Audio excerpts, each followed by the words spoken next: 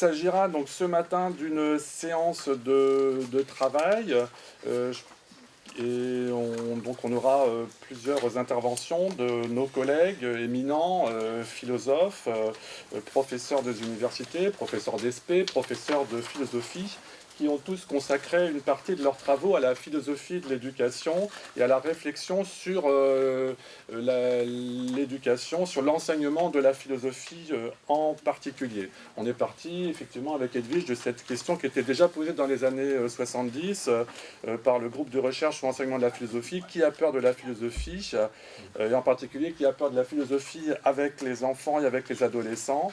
Au cours de cette journée, nous interrogerons donc les enjeux qui tournent autour de cette question et aussi éventuellement des réticences ou des réticences plutôt à un enseignement précoce de la philosophie. Et on se demandera pourquoi ces pratiques qui rencontrent un certain engouement sur le terrain ont quelquefois aussi des difficultés à gagner une légitimité institutionnelle et à s'interroger justement sur ces raisons et sur les justifications. Alors nous prévoyons donc des interventions de 20 minutes d'exposé suivies de 10 minutes d'échange. Peut-être on va grouper les deux premières interventions, donc celle de Denis Cambouchner et de Sébastien Charbonnier. Et puis ensuite donc nous entendrons Hervé Boileau et Jean-François Goubet. Alors je présente rapidement Denis Cambouchner, qui nous fait l'honneur d'être présent ici, qui est professeur à l'Université de Paris 1 Sorbonne, que nous connaissons comme un éminent spécialiste de la philosophie de Descartes, mais également comme un philosophe qui réfléchit sur l'éducation, sur la culture, et spécialement sur l'école, et qui n'hésite pas à prendre part aux débats relatifs à l'école, à discuter par exemple avec Philippe Mérieux ou Bernard Stiegler, comme dans l'ouvrage « L'école, le numérique et la société qui vient », paru en 2012. Il a également écrit un ouvrage « Une école contre l'autre », et également l'école questions philosophiques en 2013. Je précise que Denis Cambouchner a également été président du jury de l'agrégation de philosophie pendant plusieurs années. Et Denis Cambouchner va inaugurer donc cette journée en choisissant la question primordiale avec les enfants. Quelle philosophie? Voilà, je vous laisse la main pour la parole. Merci Alain Patrick. Merci à Edwige et Alain Patrick de leur invitation. Merci au CREN et merci à la BNF de m'accueillir. Merci de cette présentation aussi trop favorable. Alors, j'aurai ici le rôle peut-être ingrat dans un premier temps de celui qui expose les réticences. Je crois d'ailleurs être pour quelque chose dans l'intitulé même de cette table ronde et par contre-coup dans le sous-titre de la manifestation entière, puisque j'avais indiqué à Edwige que je viendrais très volontiers discuter avec vous des pratiques philosophiques avec les enfants et à l'école, mais que dans l'intitulé initial qui était les résistances de l'institution, le mot résistance me paraissait problématique, parce que si le même terme au singulier, la résistance, est connoté plutôt positivement, les résistances au pluriel, l'emploi pluriel est plutôt négativement. Il n'y a guère de résistance au pluriel qu'à ce qui, dans un monde mieux fait, serait moins résistible, à ce qu'il s'agit donc en tout cas de renforcer et de promouvoir. Et le mot tendait donc à indiquer que la cause de la philosophie avec les enfants, des discussions à visée philosophique avec les enfants, est bonne de toute évidence, et les résistances que l'institution lui oppose, mauvaises, mal fondées. Le mot de réticence me paraissait plus objectif et moins surdéterminant, et je me félicite et je remercie les organisateurs de l'avoir qu'il ait été retenu. Un mot sur ma propre position. Je suis intéressé en effet de près aux problèmes de l'éducation scolaire en général. Jamais spécifiquement, malgré un ancien engagement au greffe, très ancien engagement au greffe, animé par Jacques Derrida, jamais spécifiquement à la philosophie avec les enfants. Je pense que l'éducation qu'on dispense, ou plutôt qu'on réserve, si ce n'est pas simplement dispensé ordinairement aux enfants, est trop peu philosophique. Je crois à l'intérêt de discuter avec les enfants de questions assez générales qui ne manquent pas de se poser à eux et qui sont en particulier de nature morale et métaphysique. Je n'ai pas d'expérience directe, ni comme intervenant, ni comme témoin des discussions à visée philosophique en milieu scolaire ou parascolaire. Toutefois, je me suis essayé à l'écriture philosophique pour la jeunesse, plutôt pour les adolescents, soit sous forme de petits essais, dont un chez Gallimard Jeunesse, soit même sous forme de fiction, sous pseudonyme. Je n'ai donc aucune hostilité de principe envers le genre de pratique que les organisateurs de cette manifestation souhaitent promouvoir, et surtout vous tous ici, pratiques sur lesquelles, toutefois, j'avoue que mon information est restée largement insuffisante, faute de temps pour la constituer, et malgré le fait que j'ai, je ne dirais pas dirigé, mais accompagné avec beaucoup d'intérêt, il n'y a pas si longtemps, la thèse de Johan Laoken, qui interviendra cet après-midi, et qui m'a beaucoup appris. Bon, je pense que donc, ces pratiques sont de grand intérêt, et qu'elles soulèvent de nombreux problèmes, en même temps qu'elles soulèvent de nombreux problèmes qui motivent assez nombreuses réticences et dont il est de ce fait même important de faire le tour. Alors dans le bref temps dont je dispose, ce ne sera pas facile, vous m'excuserez de rester très général. Le grand argument en faveur de ce qu'on appelle, pour abréger la philosophie avec les enfants, tient à l'utilité indiscutable, on pourrait même dire inconditionnelle, d'un entraînement de tous à l'expression réfléchie, donc d'un exercice de parole, développant la conscience des divers sens des mots, celle de la complexité des questions, des implications de chaque affirmation, de la validité comparée des raisonnements, sur un mode, tout cela sur un mode à la fois relativement exigeant et exclusif d'anxiété. Que tous puissent bénéficier d'une telle possibilité, c'est une exigence démocratique. Nous savons bien qu'il y a des milieux familiaux, en fait, assez peu nombreux, où cette parole réfléchie se cultive et où toute une part de la conscience dont il s'agit s'acquiert insensiblement grâce aux échanges quotidiens. Merci beaucoup. Grâce à un courant de langage et à des habitudes culturelles installées depuis le plus jeune âge. Mais précisément, trop peu nombreux sont les enfants qui ont cette chance, et il appartient aux institutions d'éducation de pallier, dans toutes les mesures du possible, le défaut de conditions familiales aussi favorables. La discussion à visée, du moins à dimension philosophique, c'est en fait ce que tout parent ou grand-parent, à la fois bienveillant, disponible, ou même tuteur, à la fois bienveillant, disponible, curieux des choses et maître de son langage, pratique spontanément avec les enfants placés sous sa garde au fil des questions que ces enfants lui posent ou des circonstances rencontrées. Une certaine qualité d'écoute et d'expression compte du reste en cela davantage que le degré de culture ou d'instruction, la corrélation des deux facteurs étant certes fréquente, mais non constante. Donc exigence démocratique, celle d'un partage effectif de la parole réfléchie et de la culture de cette parole. Se pose maintenant, à propos de la pratique dont il s'agit, une série de questions que je résumerai en m'appuyant régulièrement sur un texte institutionnel qui me paraît de poids, à savoir la note d'orientation relative à la discussion à visée philosophique, publiée en février de cette année par le groupe de philosophie de l'Inspection générale de l'éducation nationale. Vous le trouverez facilement en ligne, je pense, et nulle part, vous en conviendrez, on ne pourrait trouver meilleur exemple des réticences de l'institution. Alors, ces réticences s'articulent, je crois, à trois sortes de doutes. Il y a en premier lieu le doute sur la définition. Nous, professeurs de philosophie, ne sommes pas nécessairement en possession, je crois qu'il faut le souligner, d'une définition de notre discipline. Je le dis même si j'en ai une personnelle que je garde en réserve. Et il serait peut-être vain d'en chercher une. Seuls des philosophes débutants pensent que les définitions sont toujours indispensables et qu'elles sont immédiatement opératoires. Néanmoins, la philosophie en tant que telle, la philosophie des philosophes, est suffisamment caractérisée à la fois par une vaste bibliothèque sur le fond de laquelle se détachent un ou plusieurs canons d'œuvres de référence indispensables, textes fondamentaux, etc., et par un ensemble de pratiques articulées à une mémoire partagée. Bref, nous considérons précisément la philosophie, nous, professeurs de philosophie, considérons précisément la philosophie comme une discipline, avec ce que cela suppose de spécifications techniques et normatives. Au sens académique et institutionnel, écrivent les collègues de l'inspection générale, la philosophie se distingue par 1. Ses traditions, 2. Sa technicité, 3.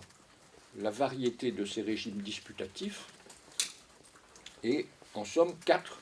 Par sa professionnalité. Alors il est arrivé, et il arrive peut-être encore, que l'entrée dans cette discipline, à un moment déterminé de la scolarité, peut-être que Sébastien parlera de cela, ou Jean-François, ou Hervé, il arrive peut-être encore que l'entrée dans cette discipline à un moment déterminé de la scolarité soit dramatisée ou théâtralisée comme une forme d'initiation mystique. Même si ça n'est pas le cas, nous nous représentons facilement les débuts dans la philosophie sur le mode d'une plongée dans un monde nouveau, plongée qui est aussi retrait du monde extérieur ou antérieur. Par définition, ça ne peut pas être le cas pour les enfants, qu'il ne s'agit pas en l'occurrence de transporter d'un monde dans un autre, comme on le fait avec toutes sortes de fictions. Des enfants qui, avec qui de toute manière, on ne peut ménager que des moments de discussion, non prolongés comme ils pourront l'être plus tard, par l'expérience de la lecture longue de textes de philosophie tout court. La question est donc de savoir quelle est cette forme de philosophie à laquelle les enfants peuvent participer, soit d'emblée, soit après un certain temps. Même si l'on peut concevoir pour une expérience de la philosophie au sens professionnel diverses sortes de points de départ, voyez les débuts de tous les grands livres auxquels nous pensons spontanément, il ne va nullement de soi qu'il existe pour cette philosophie au sens professionnel un degré élémentaire, par où il faudrait... Bien sûr, Socrate, se promenant dans les rues d'Athènes et discutant avec des interlocuteurs de rencontre, commence par leur poser des questions élémentaires, mais il n'y a pas de dialogue de Platon, même les petits dialogues dits socratiques, où les choses ne deviennent très vite assez compliquées, et elles n'ont pas besoin pour cela que l'un ou l'autre des interlocuteurs commence à parler longuement. Il suffit que le rythme de l'interrogation se resserre. Avec les enfants, à l'évidence, il faut prendre son temps.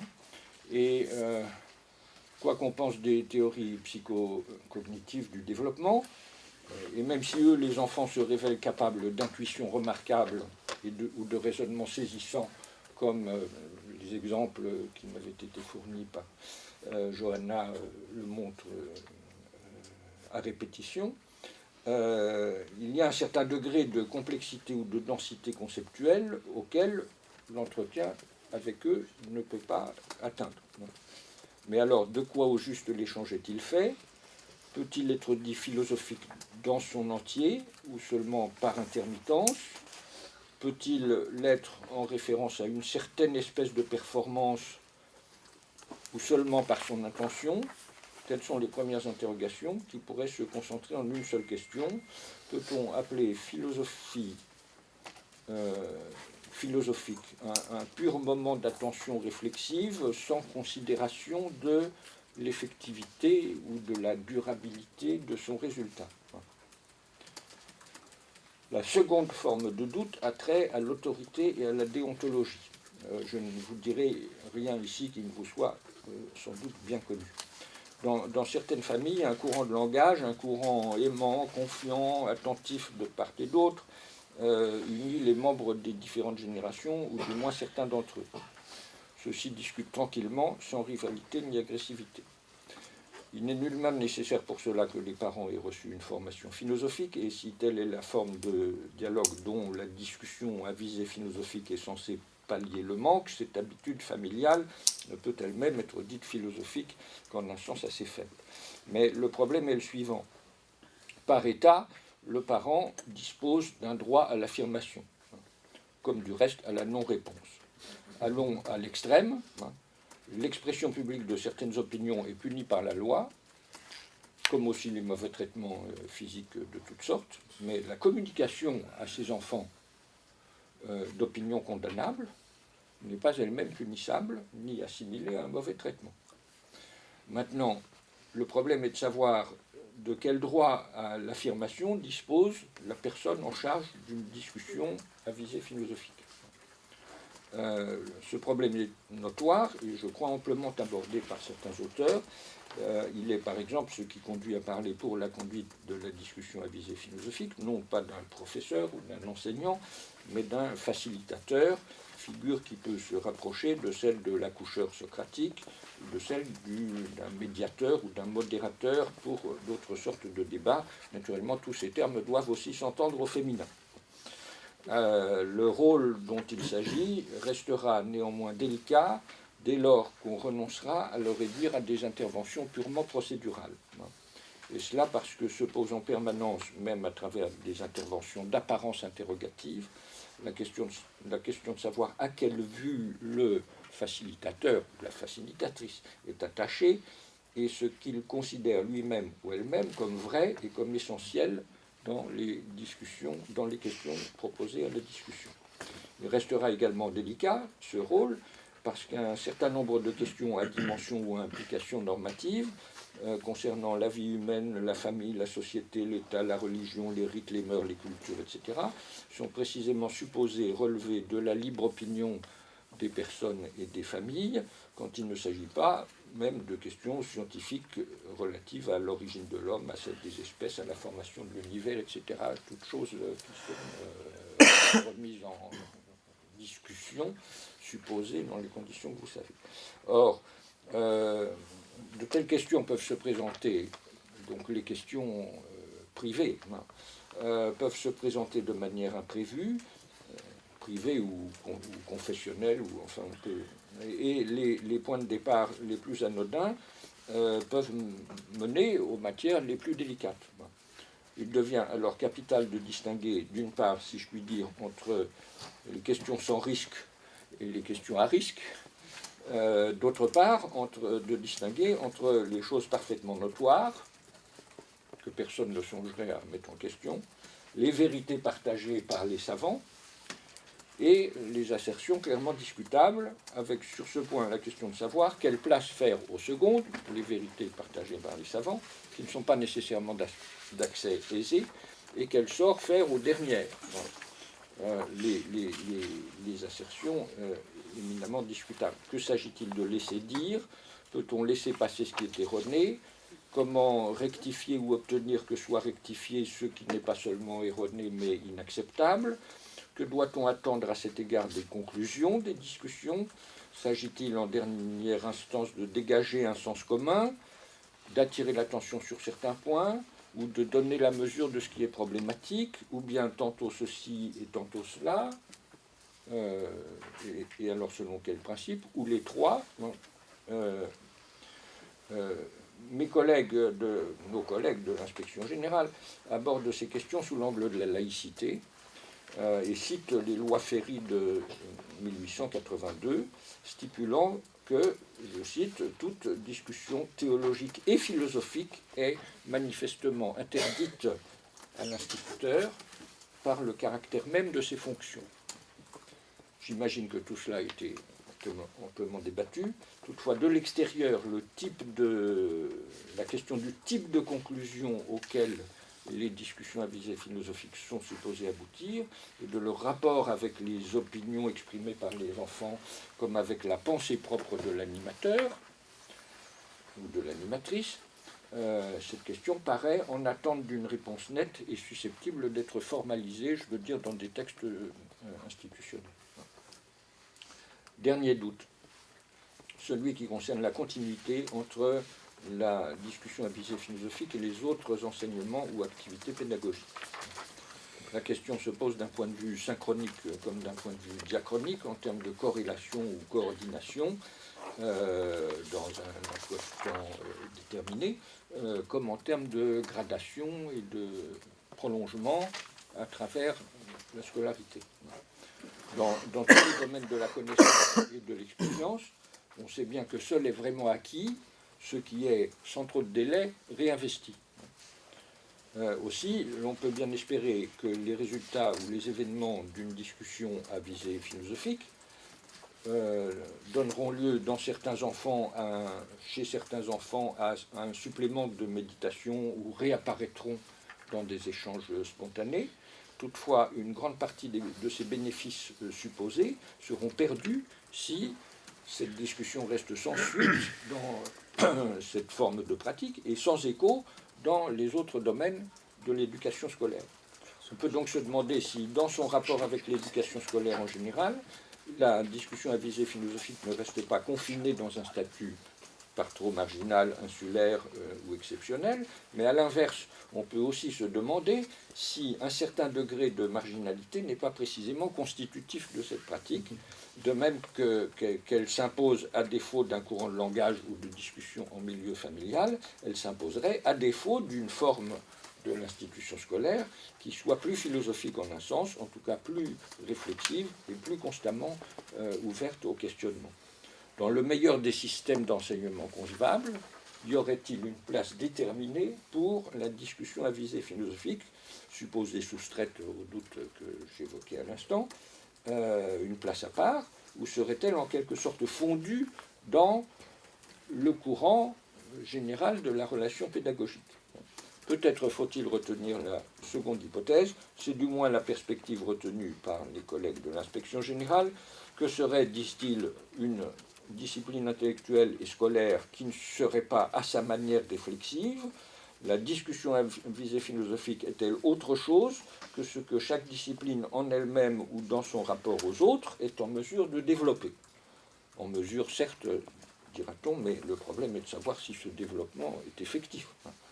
Mais en même temps, quelle productivité peut-on attendre au juste en termes scolaires d'une formation qui resterait marginale? Alors, les doutes dont je viens de faire état sont-ils paralysants ou rédhibitoires? Certainement non. Mais du moins, ils placent la pratique de la discussion à visée philosophique devant une nécessité qui peut sembler paradoxale au regard de sa nature, et que je dirais être celle de la publication. Cette pratique est trop peu publiée et devrait se publier davantage. Ceci s'entend sur de 2 ou 3 manières, et les travaux théoriques ne sont pas ce qui vient en premier dans l'ordre de cette publication par rapport aux applications. La question est plutôt, par exemple, pourrait-on dresser un répertoire non limitatif mais relativement extensif des questions susceptibles d'être traitées, avec un commentaire sur les axes et les limites possibles pour la discussion de chacune. Dans la philosophie avec les enfants et ensuite avec les adolescents, peut-on concevoir une forme de progressivité, donc dessiner un programme pluriannuel? On dirait il y a eu Lippmann et beaucoup d'autres. Le rapport de la réflexion à promouvoir avec les diverses matières de l'enseignement scolaire pourrait-il être esquissé de manière un peu extensive? Et enfin, même sans pratique intensive de l'écrit, pourrait-on constituer un répertoire de textes philosophiques qui puisse servir de base à la discussion à visée philosophique? Vous mesurerez peut-être ici les limites de mon information, car ces documents existent peut-être, ou peut-être sans doute déjà, et dans ce cas, bien sûr, j'avoue les limites de cette information et je suis preneur des références. Mais quoi qu'il en soit, ma conviction est qu'il y a encore à faire sur ce plan, sur les divers plans que j'évoque, et que pour s'imposer, la philosophie avec les enfants elle-même doit, à titre essentiel, en passer par l'épreuve de l'écrit. Je vous remercie. Merci beaucoup. Tu auras une question? Vous avez une thèse sur le sujet, en cours. Ouais, merci beaucoup, Denis Cambouchner. Donc, je passe la parole immédiatement à Sébastien Charbonnier, puis après on prendra quelques minutes de discussion.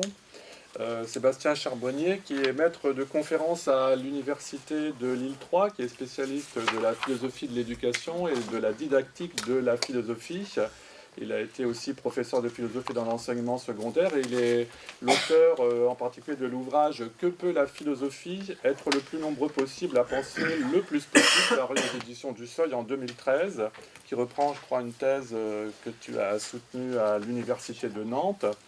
Et Sébastien est également l'auteur de Deleuze pédagogue en 2009 et de L'érotisme des problèmes. Et aujourd'hui, tu vas nous parler, ou tu vas poser la question, qui fait de la philosophie une analogie avec le football pour discerner le propre de la pratique philosophique? Merci à toutes et à tous d'être là.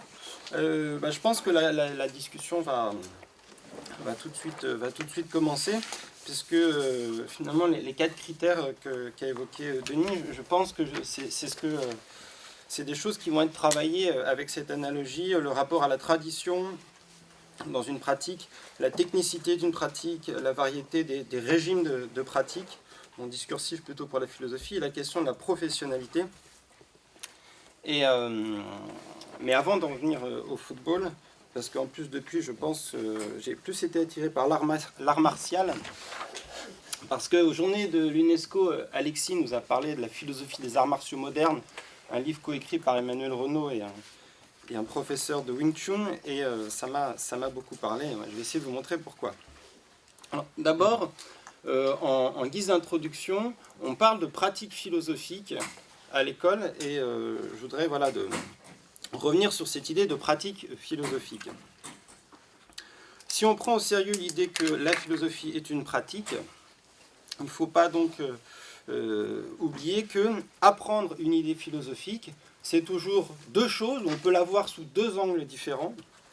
C'est la formation d'une idée, donc Simondon parlerait d'individuation gnoséologique, c'est-à-dire il y a quelque chose comme une idée qui se forme, et en même temps c'est une transformation de soi. Donc en mode pédant, on pourrait parler d'individuation ontologique. C'est toujours, s'il y a bien une pratique, c'est parce qu'il se passe en même temps ces 2 choses-là. Ça veut donc dire que je défendrai la thèse, voilà, c'est discutable, mais c'est important pour comprendre d'où je parle, et c'est l'esprit de la nouvelle collection de Chevrin dont j'ai fait passer un flyer dirigé par Gaël Jeanmar.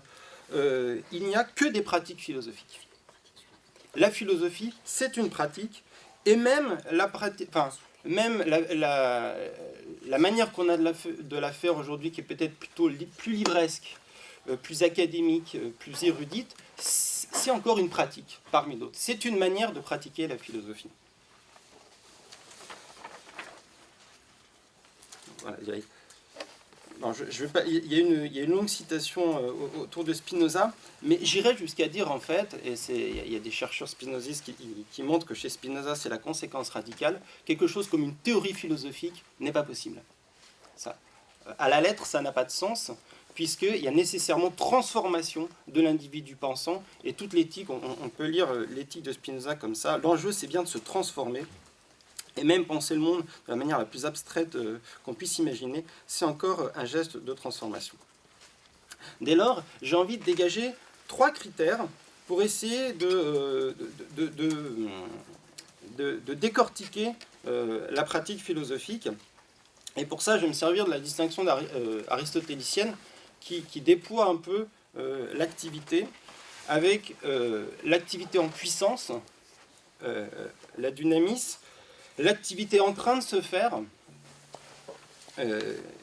energeia en grec, et l'activité accomplie, qui séjourne en sa fin, donc l'entelekia. On a ces 3 moments, et ces 3 moments, je m'en sers pour poser 3 questions. La première question qui m'intéresse, c'est quand fait-on de la philosophie? Et je le renvoie à ce premier moment, celui de l'activité en puissance. Et ça pose des problèmes plutôt socio-psychiques. C'est par exemple la question de la progressivité. Quand fait-on de la philosophie? La question de la progressivité, elle peut être envisagée, en tout cas c'est ce que je défendrais, d'un point de vue performatif. Ça veut dire, c'est le pari de la puissance, si vous voulez, on pourrait le formuler comme ça. Le tous capable, dirait le GFEN, l'égalité des intelligences, dirait Rancière. Ça veut donc dire que c'est parce qu'on fait de la philosophie qu'on sait qu'on en était capable.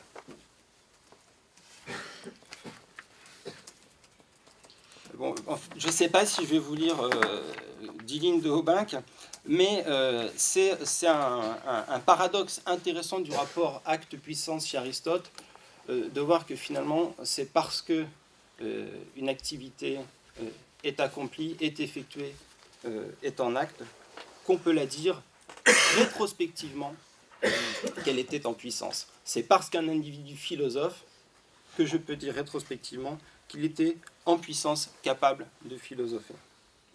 Ce que je veux dire par là, c'est que la question de savoir si les individus ont un potentiel de philosopher, s'ils sont mûrs, s'ils sont assez intelligents, s'ils ont une culture suffisante, une maturité existentielle suffisante, me semble poser le problème à l'envers. On pourra chercher indéfiniment des traces de la puissance de philosopher. Si on raisonne comme ça, on ne passera jamais à l'acte. Donc ce premier problème, le premier critère pour savoir qui est capable quand est-on capable de pratiquer la philosophie, il me semble que c'est en fait un problème pour l'enseignant. C'est un problème qui concerne l'enseignant, ce n'est pas un problème qui concerne la personne de l'élève, puisque c'est l'acte enseignant qui est condition première pour que quelque chose comme une pratique philosophique se fasse avec les élèves. La condition, ça n'est pas une puissance ou une potentialité des élèves qu'il faudrait attendre pour que l'acte enseignant puisse avoir lieu. La deuxième dimension de l'activité, donc du côté energeia, la pratique philosophique en train de se faire, cette fois-ci, c'est pas tant la question de la progressivité que la question, j'appellerais, de la préparation, qui renvoie au problème de la parcellisation des tâches. C'est aussi, comme l'a dit Denis, voilà, un moment d'attention réflexive, c'est pas la même chose qu'un résultat durable. Et voilà, avec les enfants, il faut prendre son temps, mais qu'est-ce qu'on fait? Est-ce qu'on a vraiment atteint un degré de complexité, de densité, un geste philosophique dans son entier? Effectivement, c'est quelque chose qui peut expliquer les réticences. Et cette fois-ci, cette question de la préparation, de la parcellisation des tâches, je dirais que c'est la question, non pas quand fait-on, mais comment fait-on? Et cette fois-ci, le critère de la pratique en train de se faire, c'est un critère non plus socio-psychique, mais nomologique. Une pratique, elle a des règles, et donc c'est quand on respecte ces règles qu'on peut dire que c'est telle pratique qui est en train d'être effectuée. Et donc la question de la parcellisation des tâches, d'une certaine manière, c'est toujours le risque ou la peur d'une dénaturation de l'activité par des formes codifiées. Est-ce que ne faire que ça, on peut dire que c'est faire de la philosophie? En fait, j'avais décidé de... Je vais faire le parallèle après, mais on peut déjà le faire tout de suite pour que ce soit un peu plus concret. Est-ce que jongler avec un ballon, c'est faire du football? Est-ce que tirer au but, c'est faire du football? Est-ce que faire un jogging, c'est faire du football? Donc on est bien dans la question de la préparation. Parcellisation des tâches, telle ou telle tâche ne peut pas être... peut-elle être dite faire du football? Et en même temps, comment peut-on apprendre à faire du football sans ces formes codifiées? Et c'est là où je pense qu'il y aurait beaucoup de choses à aller chercher du côté des arts martiaux, puisque dans le livre publié donc chez Vrin, alors c'est marrant parce que Emin Bostepe, professeur de Wing Chun, est donc l'auteur le plus baraque de chez Vrin, hein, puisque j'ai vu des vidéos de lui, et je me suis dit c'est marrant, ce gars-là, il est publié chez Vrin. Et il insiste beaucoup sur un concept très intéressant, parce qu'en fait, la question obsessionnelle, c'est le rapport théorie-pratique, puisqu'il explique que dans tous les arts martiaux, notamment dans le Wing Chun, il y a un énorme fond philosophique qui est extrêmement important, mais en même temps, l'objectif, c'est bien de pratiquer l'art martial. Il a un concept intéressant, ce qu'il appelle la petite idée. Il dit la petite idée dans l'apprentissage d'un art martial, c'est toujours une technique partielle, mais nécessaire à des gestes plus complexes. Donc, une technique partielle, mais nécessaire à des gestes plus complexes, Deuxième critère, c'est un processus court, mais c'est un outil intellectuel de compréhension nécessaire pour les processus plus complexes. Donc voilà, il ne dit pas grand-chose, mais ça donne envie d'aller voir vers ce concept de petite idée qui apparemment est fondamental dans l'apprentissage du Wing Chun. Je peux donner 2 exemples pour la philosophie, de tâches partielles, de règles qui, à cause de leur partialité, ont été déboutées comme mauvaises pratiques ou pratiques illégitimes. La paraphrase. Par exemple, la paraphrase, il y a un très bel ouvrage de didactique du français de Bertrand Donnet qui s'appelle Éloge de la paraphrase, où il montre comment est-ce que dans l'apprentissage du français, la paraphrase était un exercice codifié très important au début du XXe siècle et progressivement est devenu une faute scolaire. Et pour les professeurs de philosophie, c'est très intéressant, enfin en didactique comparée, c'est très intéressant de réfléchir sur cette stigmatisation de la paraphrase et les éventuels impensés dans l'apprentissage de l'explication de texte, par exemple. Ou, deuxième exemple qui fait problème, en tout cas dans la culture française de l'enseignement de la philosophie, les exercices argumentatifs, très importants dans l'apprentissage anglophone de ce qu'on appelle le critical thinking, qui peuvent être effectivement assez techniques, comment repérer un sophisme, les travaux sur les types de raisonnement. Voilà. Est-ce que ça, c'est faire de la philosophie? Est-ce que c'est dénaturer la philosophie? Donc voilà, deuxième critère, au moment où on est en train de le faire, quelles règles faut-il respecter? Comment fait-on? Et troisième, en suivant la distinction d'Aristote, donc le moment final, l'accomplissement de la pratique philosophique, je dirais que cette fois-ci, c'est une dimension esthétique, non plus socio-psychique, nomologique ou esthétique, au sens où se pose la question, la pratique qu'on est en train de faire, de quelle manière elle affecte les autres. C'est la question de la publicité, du spectacle de la pratique philosophique. Cette publicité spectaculaire, ça peut être écrire une dissertation, écrire un livre, énoncer une parole publique.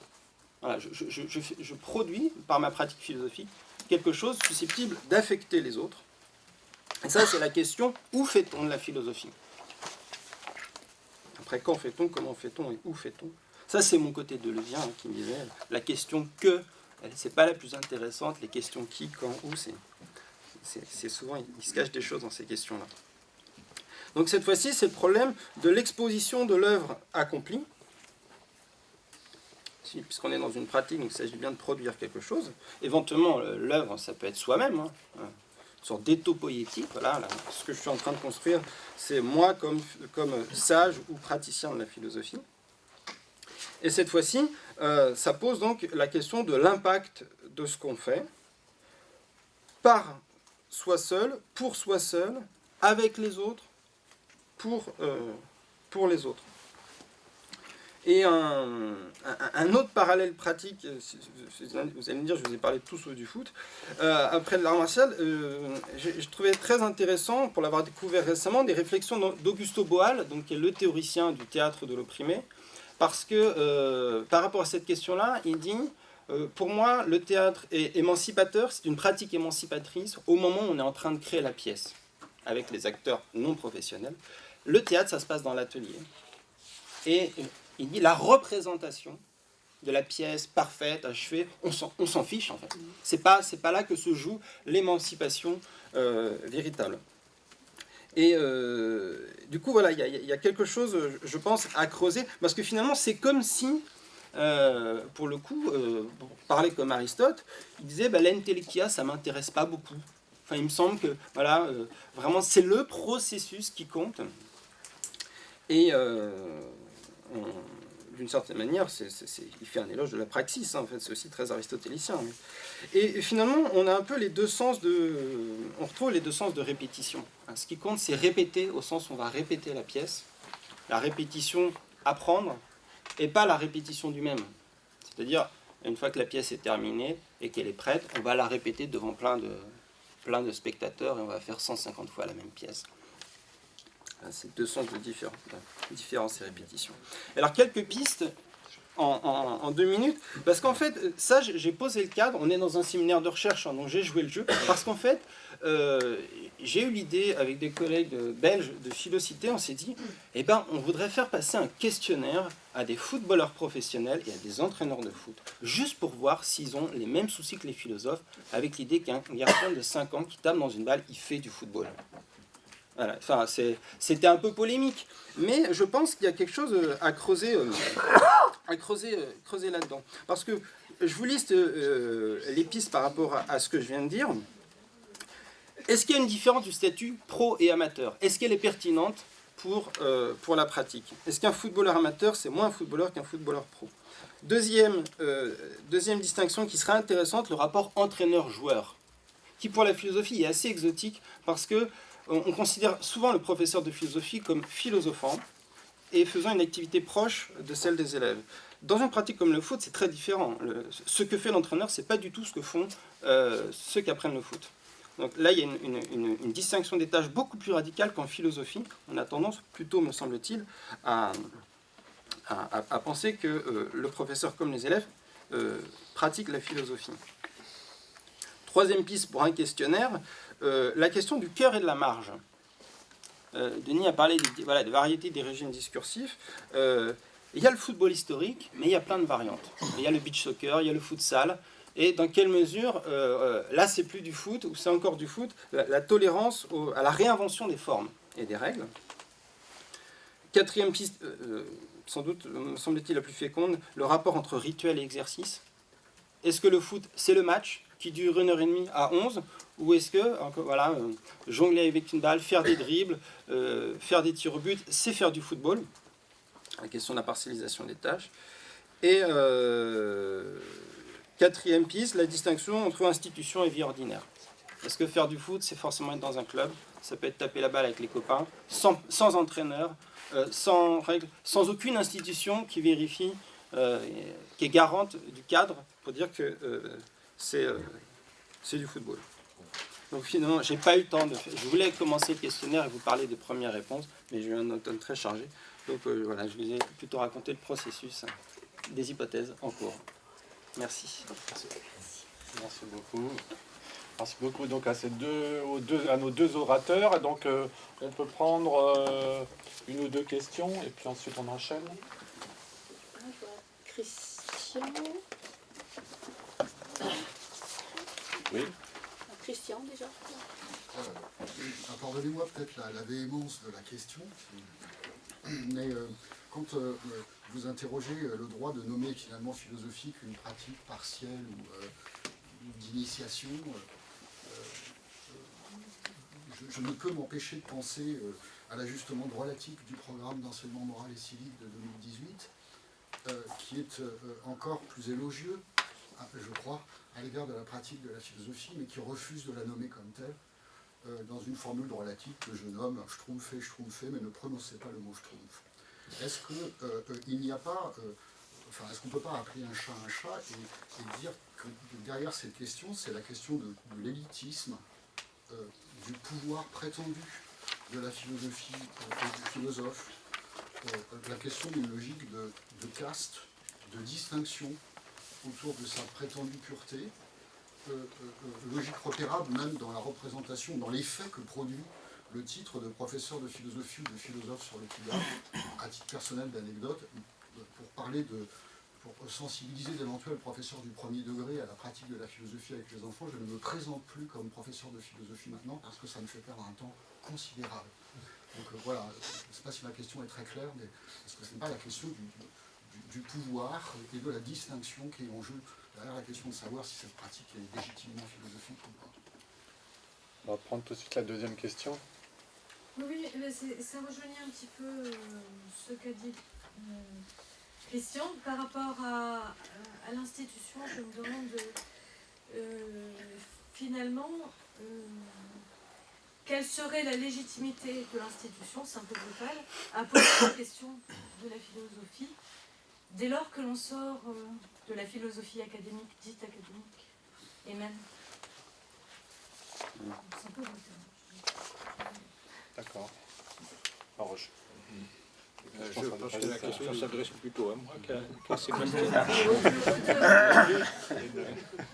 Écoutez, bon, c'est vrai qu'il y a une pratique protectionniste des philosophes, de certains philosophes, par rapport à la grande chose qu'ils cultivent.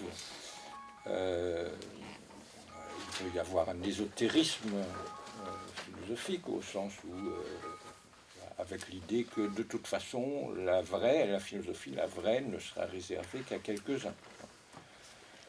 On trouve des penseurs qui ont supposé cela, même si ça va toujours avec, en réalité, des complications. Et même si quelqu'un comme Descartes dit que seuls certains esprits sont capables d'entrer dans les méditations de métaphysique. D'abord, ce n'est pas une affaire de naissance, c'est une affaire d'éducation. Et ensuite, c'est parce que la métaphysique est la partie la plus difficile de la philosophie, mais il y a d'autres parties plus aisées, et le même Descartes est l'auteur d'ouvrages dont l'intention est pédagogique. Je pense notamment aux règles pour la direction de l'esprit. Il ne les a pas terminées, mais enfin, c'est quand même ça. Non, ça existe, l'ésotérisme et le protectionnisme des philosophes.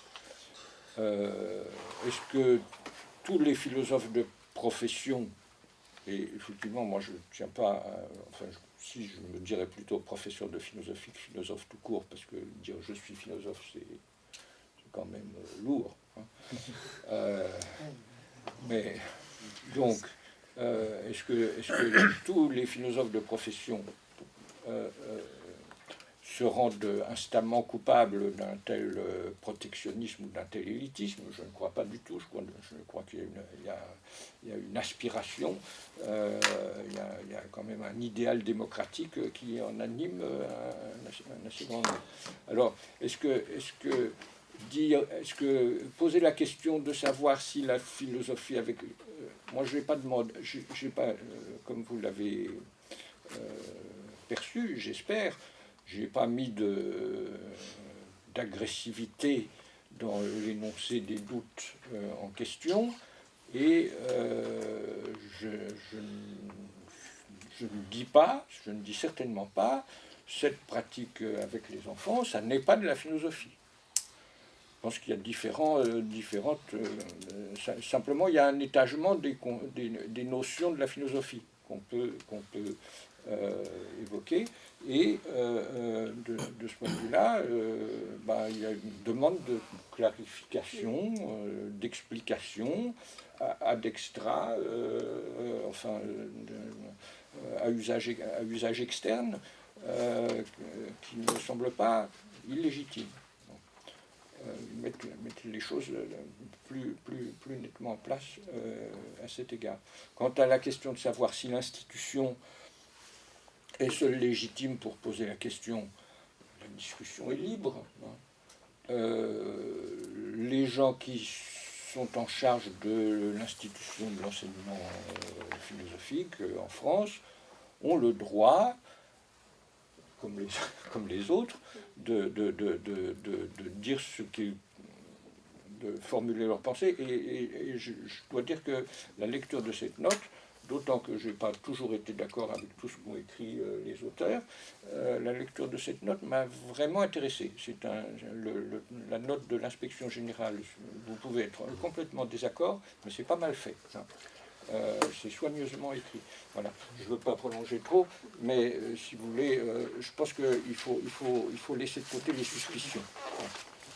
Si on est dans la suspicion, si on dit « Ah, mais oui, mais vous êtes élitiste », évidemment, on va s'installer dans un non-dialogue. C'est le contraire de ce qu'il faudrait. Sébastien. Sur la question de la légitimité de l'institution, j'aurais juste envie de dire un petit quelque chose. C'est de ce point de vue-là, d'un point de vue pratique, Spinoza fait beaucoup de bien. Et pour pas avoir forcément à relire Spinoza sur cette question-là, il y a un article de Lordon dans La Société des affects où il explique très bien qu'est-ce que c'est le problème de la légitimité d'une pratique d'un point de vue spinoziste. Et il essaye de montrer, c'est intéressant, ça peut aussi libérer de la violence symbolique de certaines valeurs institutionnelles, que la question de la légitimité est un faux problème, puisque finalement c'est un pur problème d'acte et de rapport de force. Si une institution vous dit ce que vous faites c'est de la merde, et que vous y croyez, ça vous empêche de faire. Et si vous pratiquez et que pour vous c'est une valeur que vous défendez et que vous le faites, vous renverserez le rapport de force. C'est le jus sive potentia, le droit c'est la puissance, donc il faut le faire pour vous en donner le droit de le faire. En tout cas, Spinoza renversera le problème en disant tant que vous croyez au discours qui illégitime vos pratiques dont vous jugez qu'elles ont une valeur bonne pour la démocratie ou pour les enfants, vous avez perdu. Donc, en tout cas, c'est des analyses qui peuvent aider en milieu hostile. Je ne dis pas que l'institution est globalement hostile, mais si vous rencontrez des textes où vous doutez ou des personnes qui vous disent que ce que tu fais, c'est pas de la philosophie. C'est aussi, ça donne des armes aussi intellectuelles et philosophiques pour penser autrement les choses. En même temps, je crois qu'il faut respecter les expertises. Je ne dis pas croire les experts sur parole, ni ne rien discuter de ce qu'ils disent. Mais il y a quand même des positions d'expertise auxquelles il faut être sensible. Ça va dans un sens comme dans l'autre. D'accord. Alors merci aux deux intervenants et aux deux questions. Peut-être alors on est malheureusement très court dans le temps parce qu'on va on a peu de temps pour écouter nos quatre interlocuteurs.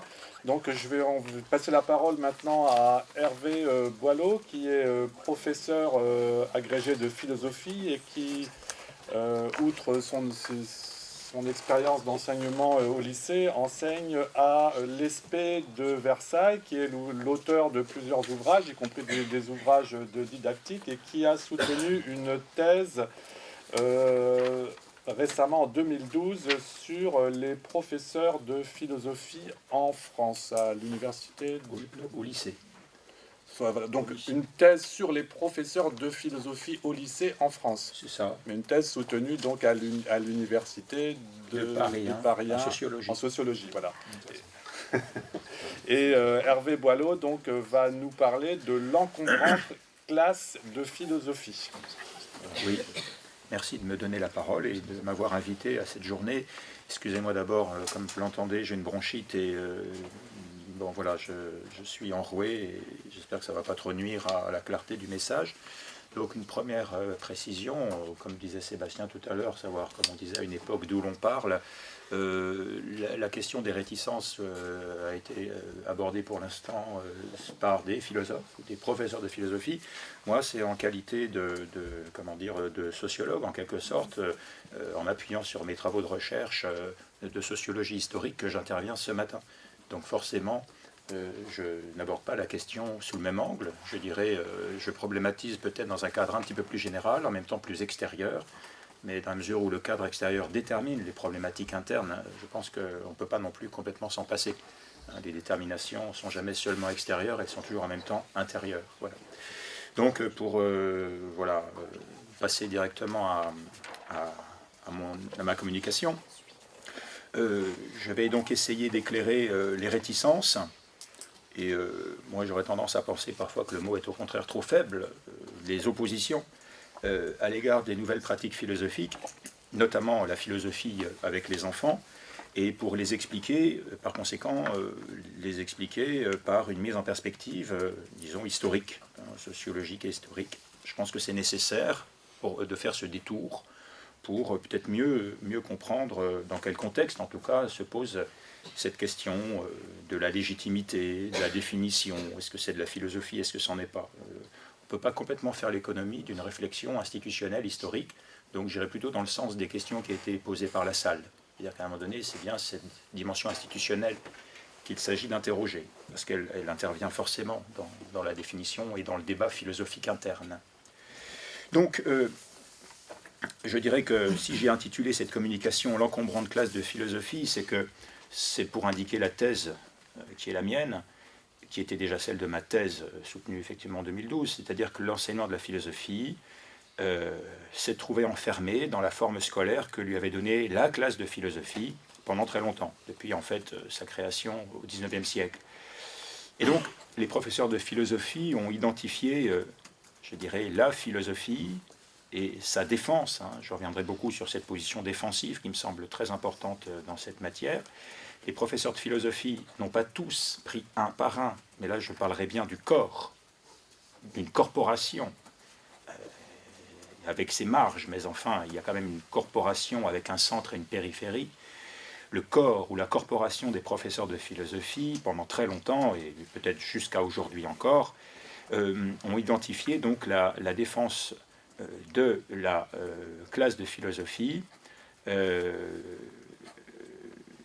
la défense de la philosophie, pardon, avec la défense de la classe de philosophie qui achevait les études secondaires des jeunes gens.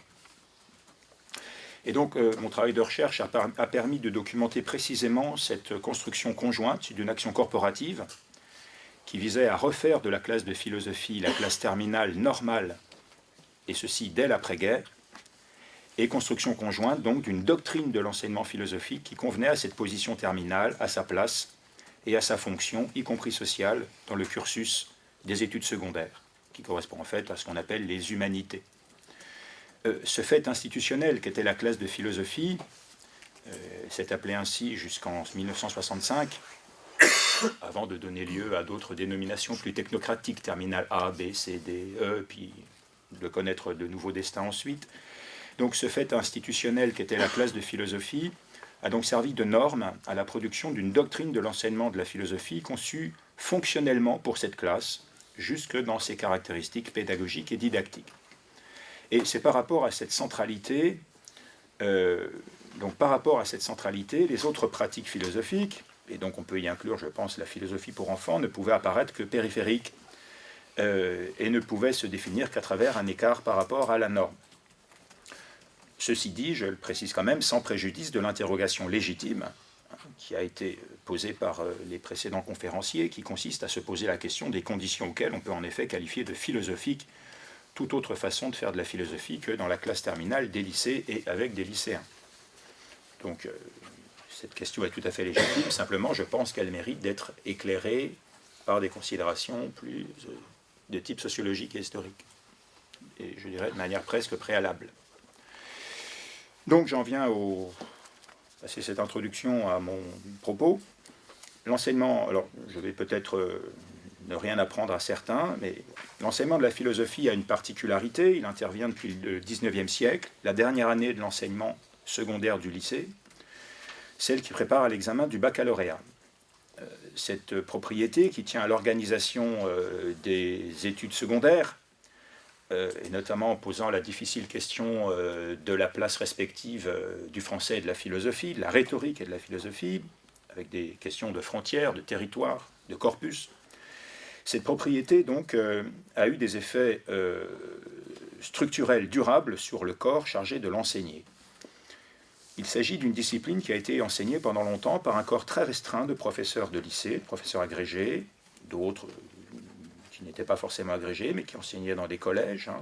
Mais enfin, on peut dire que, globalement, c'est une discipline qui a été enseignée pendant longtemps par une élite parmi l'élite, des enseignants de l'enseignement secondaire, par rapport aux enseignements du primaire.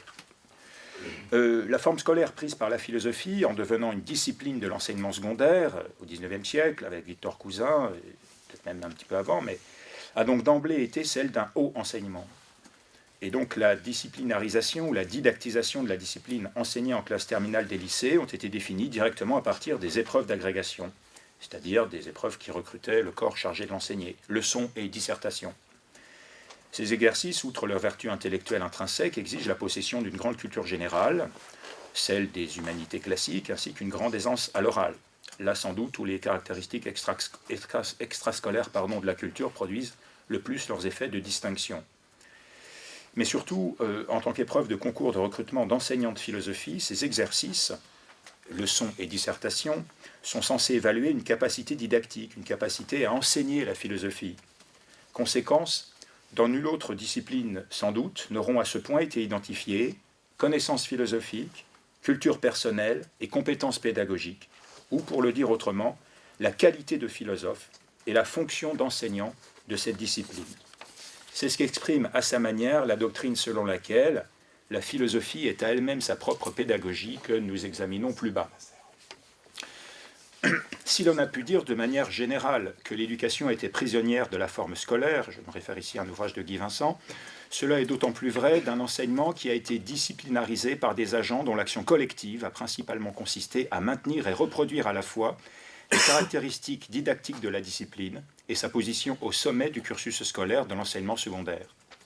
Ce faisant, c'est aussi leur position au sommet qu'ils défendaient. En même temps, on l'a vu, que leur qualité de philosophe. Je souligne ce mot de qualité qui me semble très important.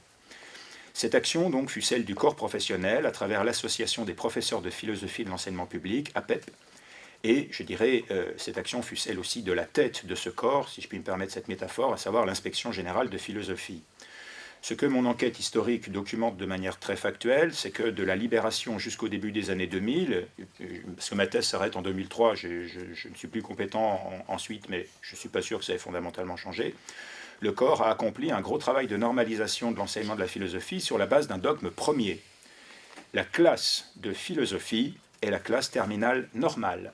C'est sur ce credo que se reconstitue en 1945 l'association amicale des professeurs de philosophie de lycée qui n'avait plus fonctionné pendant l'occupation. On peut dire schématiquement que jusque vers 1968, le corps professionnel a lutté contre toutes les créations de nouvelles sections et de nouveaux baccalauréats généraux au nom de ce dogme.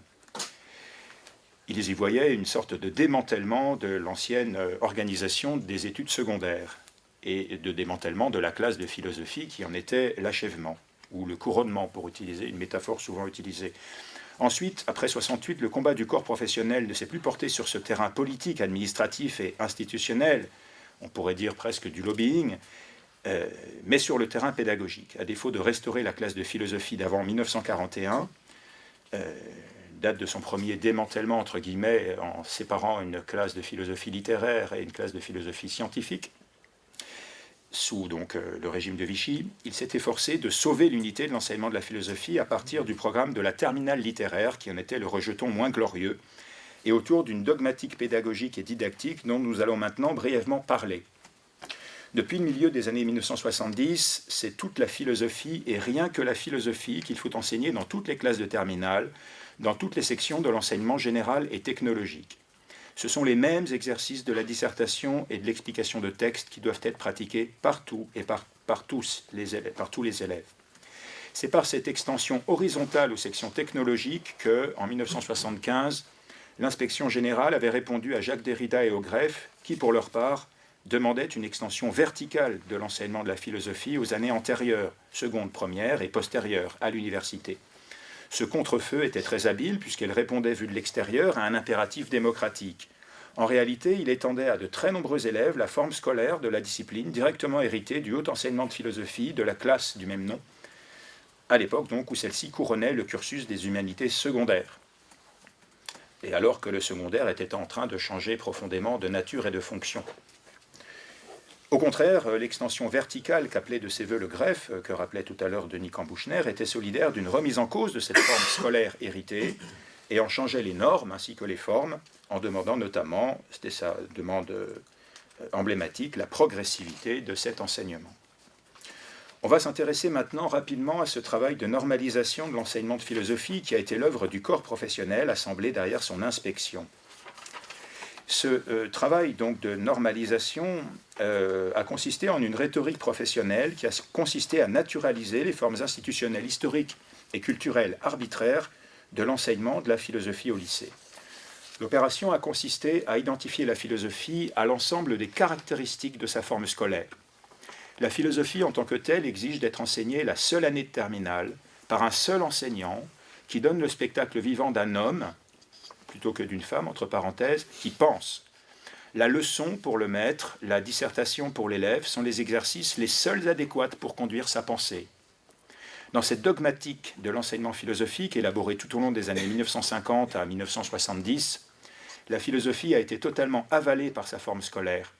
La contrepartie étant que les professeurs de philosophie pouvaient croire qu'ils n'étaient pas des professeurs comme les autres, qu'ils n'enseignaient pas une discipline comme les autres. Ils pouvaient se penser davantage comme des représentants de la discipline, voire des petits maîtres, toujours reliés au plus grand dans une sorte de continuum philosophique. À sa manière, le corps professionnel a cultivé cette représentation collective, toute platonicienne, d'un corps qui participe de la philosophie par son activité pensante, avec des enjeux de distinction qui ont été signalés par Christian tout à l'heure dans sa question. Dans ce contexte socio-professionnel, l'idée d'une didactique ne pouvait pas recevoir d'autre sens que celui d'une didactique transparente. C'est la philosophie même qui s'expose, selon l'ordre de ses raisons, par la bouche du professeur. Raison pour laquelle Pierre Kahn, notamment, conteste l'idée qu'il y a une pédagogie cartésienne, par ailleurs. Et donc, l'idée d'une transposition didactique de la discipline savante ne pouvait pas être reçue. Et l'idée même d'une didactique de la philosophie ou du philosophé a rencontré énormément de résistance, du moins si par didactique de la philosophie, on prend explicitement comme problématique et comme objet propre la question des conditions de possibilité linguistiques, culturelles et sociales de l'enseignement de la philosophie, mais aussi celle de ses modalités d'apprentissage par les élèves. La parole officielle, la parole d'autorité de la corporation et de l'inspection était la philosophie, est elle-même sa propre pédagogie. En réalité, cette qualité de transparence didactique, ou si on préfère cette expression, cette non-pédagogie de la pédagogie de l'enseignement secondaire, n'est pas propre à l'enseignement de la philosophie pour le coup, mais si l'on en croit aussi bien les travaux d'Antoine Pro ou de Pierre Bourdieu, cette non-pédagogie, je dirais, caractérise l'enseignement secondaire classique en général. Et à Sébastien qui distinguait tout à l'heure l'entraîneur et le professeur, précisément, l'enseignant du secondaire est un professeur, ce n'est pas un entraîneur, d'où la disparition progressive de tous les exercices qui relèvent au contraire d'une tâche d'entraînement, mais ce n'est pas ainsi que se définit le professeur de l'enseignement secondaire. Et donc, c'est sur cette propriété, je dirais, que se sont fondés Pierre Bourdieu et Jean-Claude Passeron à la fin des années 60 dans leur critique pour repérer et dénoncer un enseignement qui, niant en quelque sorte ou maintenant au moins implicite les opérations de sa mise en forme scolaire, faisait la part belle à l'arbitraire et aux inégalités de ressources culturelles formées en dehors de l'école. Il y a des raisons au fait qu'après 1968, le corps des professeurs de philosophie ait déplacé leur action du champ politique et des institutions à celui de la pédagogie. En 1968, c'est la forme scolaire de l'enseignement classique qui est contestée dans les lycées et les universités, à commencer par les découpages disciplinaires. On comprend donc que la réponse du corps des professeurs de philosophie, tout à la défense de la discipline et de sa forme scolaire initiale, ait pris la forme d'une réaction à la contestation pédagogique. La pédagogie était alors explicitement opposée à la culture, ou plutôt à sa fonction sociale dans l'enseignement secondaire. Dès 1971, l'inspection générale de philosophie reprenait les choses en main et sifflait la fin de la récréation. Parce que 68 a soufflé aussi sur l'enseignement de la philosophie. Mais très vite, la chape de plomb du pouvoir institutionnel s'est refermée sur ces moments d'échange, de discussion, d'ouverture, d'invention. Dès 1971, donc, l'inspection générale intervenait, et de manière effectivement très autoritaire, très présente, par toute une série d'interventions dans toute la France, à travers des interventions notamment de Jacques Mulguioni. Et donc l'idée, le message, c'était les pédagogues ne passeront pas. On continuerait de faire de la philosophie dans les classes de terminale de la même manière qu'avant, et alors que ces pédagogues, justement, étaient passés, eux, dans l'enseignement des lettres, des mathématiques et des langues vivantes.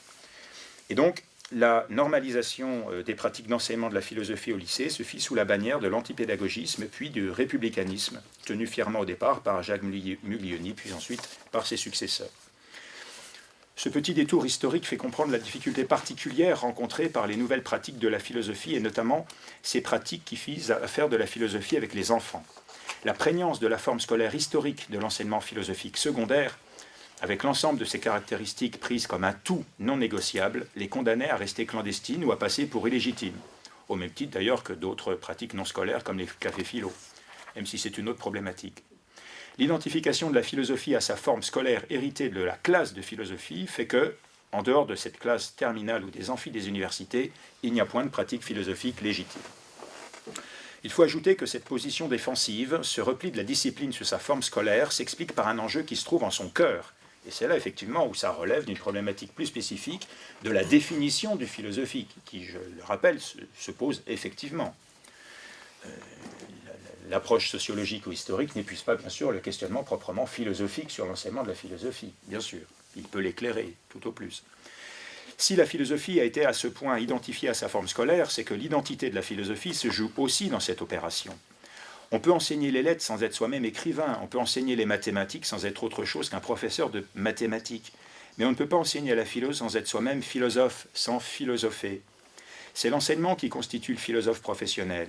Et l'enjeu est ici de démarquer la philosophie de ce qui n'en est pas. Parce que tout le monde peut se dire philosophe, tout le monde peut avoir sa philosophie, alors que tout le monde n'est pas lettré et que tout le monde n'a pas sa mathématique. Le philosophe professionnel risque de perdre sa qualité s'il n'enseigne pas une philosophie savante, avec effectivement ce corpus et ses bibliothèques plus ou moins incorporées à sa pratique. Quant à la philosophie, elle est dans cette configuration toujours menacée de se perdre dès qu'elle sort du cadre que lui offre sa position dans l'institution, qui lui permet d'enseigner une telle philosophie savante à un public cultivé, historiquement, dans le contexte historique donc de l'enseignement secondaire. C'est elle, en effet, cette position qui garantit la différence entre la philosophie sérieuse et la philosophie vulgaire, ou la philosophie du vulgaire. La philosophie doit être enseignée par un certain type d'agent à certains publics pour être de la philosophie. L'enseignement de la philosophie a besoin d'un sanctuaire, et pendant longtemps, la classe de philosophie l'a été, et elle est restée d'une certaine manière bien après sa disparition. Voilà, pour rebondir sur la problématique de la professionnalité qu'abordait Sébastien tout à l'heure. Les nouvelles pratiques philosophiques mettent à mal ce système de défense institutionnelle et intellectuelle où se joue l'identité de la discipline philosophique et sa distinction d'avec notamment l'enseignement des lettres et la littérature. Elles mettent en difficulté la construction de la discipline philosophie à cet endroit où convergent trois enjeux. Un enjeu social de distinction, un enjeu épistémologique de définition de la philosophie et un enjeu pédagogique de son enseignement. La doctrine officielle de l'enseignement de la philosophie articule les trois de manière organique et dogmatique. Pour que l'enseignement de la philosophie soit bien un enseignement de philosophie, il doit être délivré par un corps de savants en philosophie, en une seule année, par une seule personne. On ne saurait donc dissocier des parties de la philosophie ou des moments distincts de son apprentissage. Même encore aujourd'hui, ça pose problème. J'ai pendant longtemps enseigné la philo dans l'Académie de Versailles, dans des lycées, et l'inspection ne voyait pas toujours d'un bon œil qu'on entraîne les élèves à leur dissertation en leur demandant par exemple de rédiger simplement une partie ou simplement une introduction. Il fallait tout de suite faire toute la dissertation. On voit bien qu'on est dans une mythologie, si vous voulez, totalitaire. Enfin non, le mot est trop fort, pardon. Je me reprends. Totalisante et unificatrice ou unitaire, où il n'y a pas de place précisément pour l'entraînement, il n'y a pas de place pour la parcellisation, et je dirais d'une certaine manière pour l'apprentissage, qui nécessairement implique une progressivité et implique justement un découpage. Voilà. On voit bien là qu'on est dans une logique de l'enseignement, on n'est pas du tout dans une logique de l'apprentissage ou de l'entraînement. Voilà. Et donc c'est effectivement cette doctrine du tout d'un coup. On ne fait pas de philosophie et tout d'un coup en terminale on en fait. Effectivement ici ça renvoie à cette idée qu'on n'enseigne pas la philosophie, on n'est pas dans une relation professeur-élève, mais dans une relation de maître à disciple. Excusez-moi, je reprends, mais je me suis échauffé un peu. Je reprends mes notes. Voilà. Donc, je reviens dans cette doctrine officielle. Donc, voilà, il y a trois choses qui sont articulées de manière organique, dogmatique et inséparable, c'est ce que je voulais dire. Pour que l'enseignement de la philosophie soit bien un enseignement de philosophie, il doit être délivré par un corps de savants en philosophie, ou en tout cas d'agrégés, de certifiés, de gens qui donc, ont fait des études de philosophie à l'université. Il doit être prodigué, délivré en une seule année, et à la fin du secondaire. Son objet est l'achèvement d'une culture lettrée et propre à l'enseignement secondaire.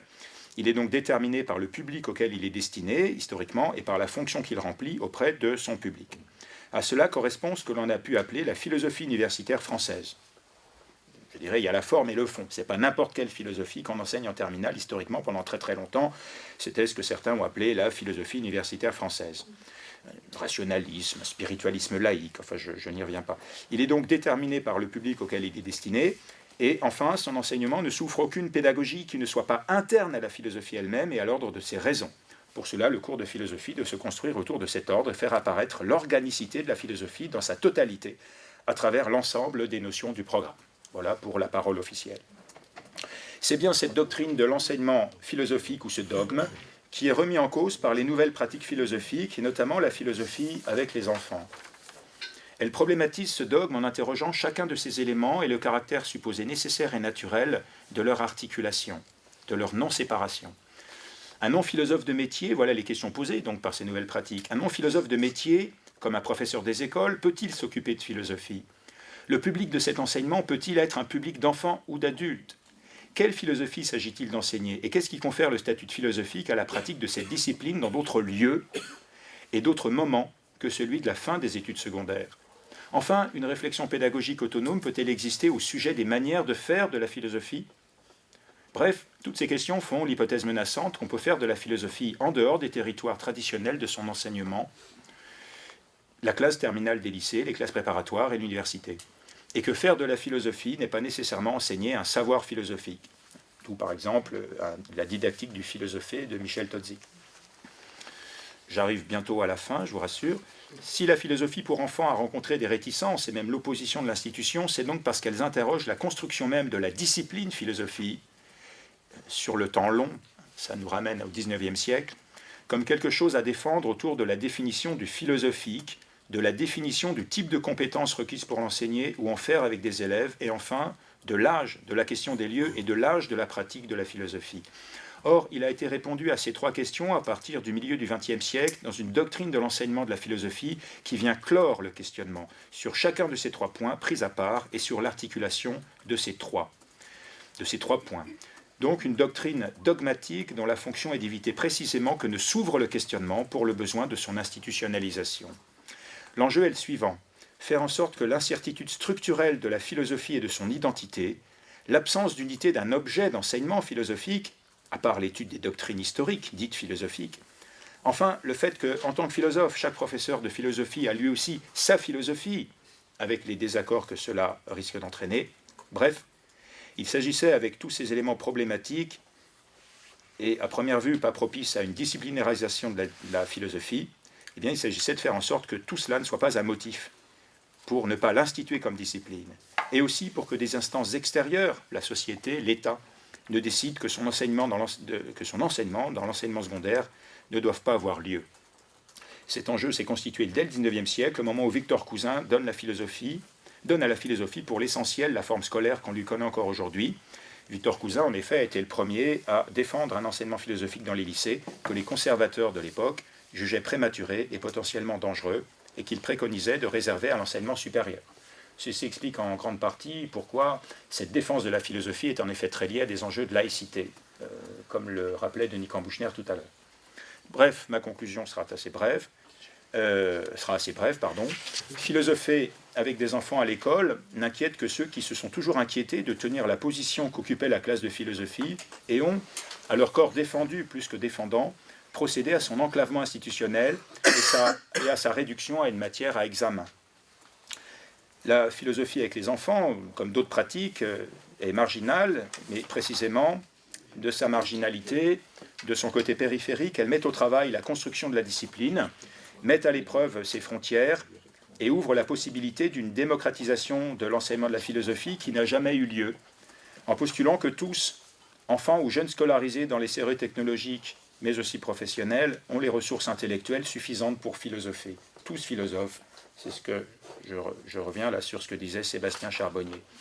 Et donc c'est un double clivage qu'il s'agit de questionner si l'on veut rendre la philosophie populaire, selon la belle phrase de Diderot, le clivage institutionnel secondaire primaire, parce qu'en fait toute cette histoire renvoie à une époque où c'était des ordres d'enseignement qui ne s'adressaient pas au même public et où en effet interdiction était faite aux instituteurs d'enseigner la philosophie ou de faire de la philosophie parce que c'était une vocation exclusivement destinée pour les enfants du peuple, alors que le secondaire était exclusivement destiné aux enfants de la bourgeoisie.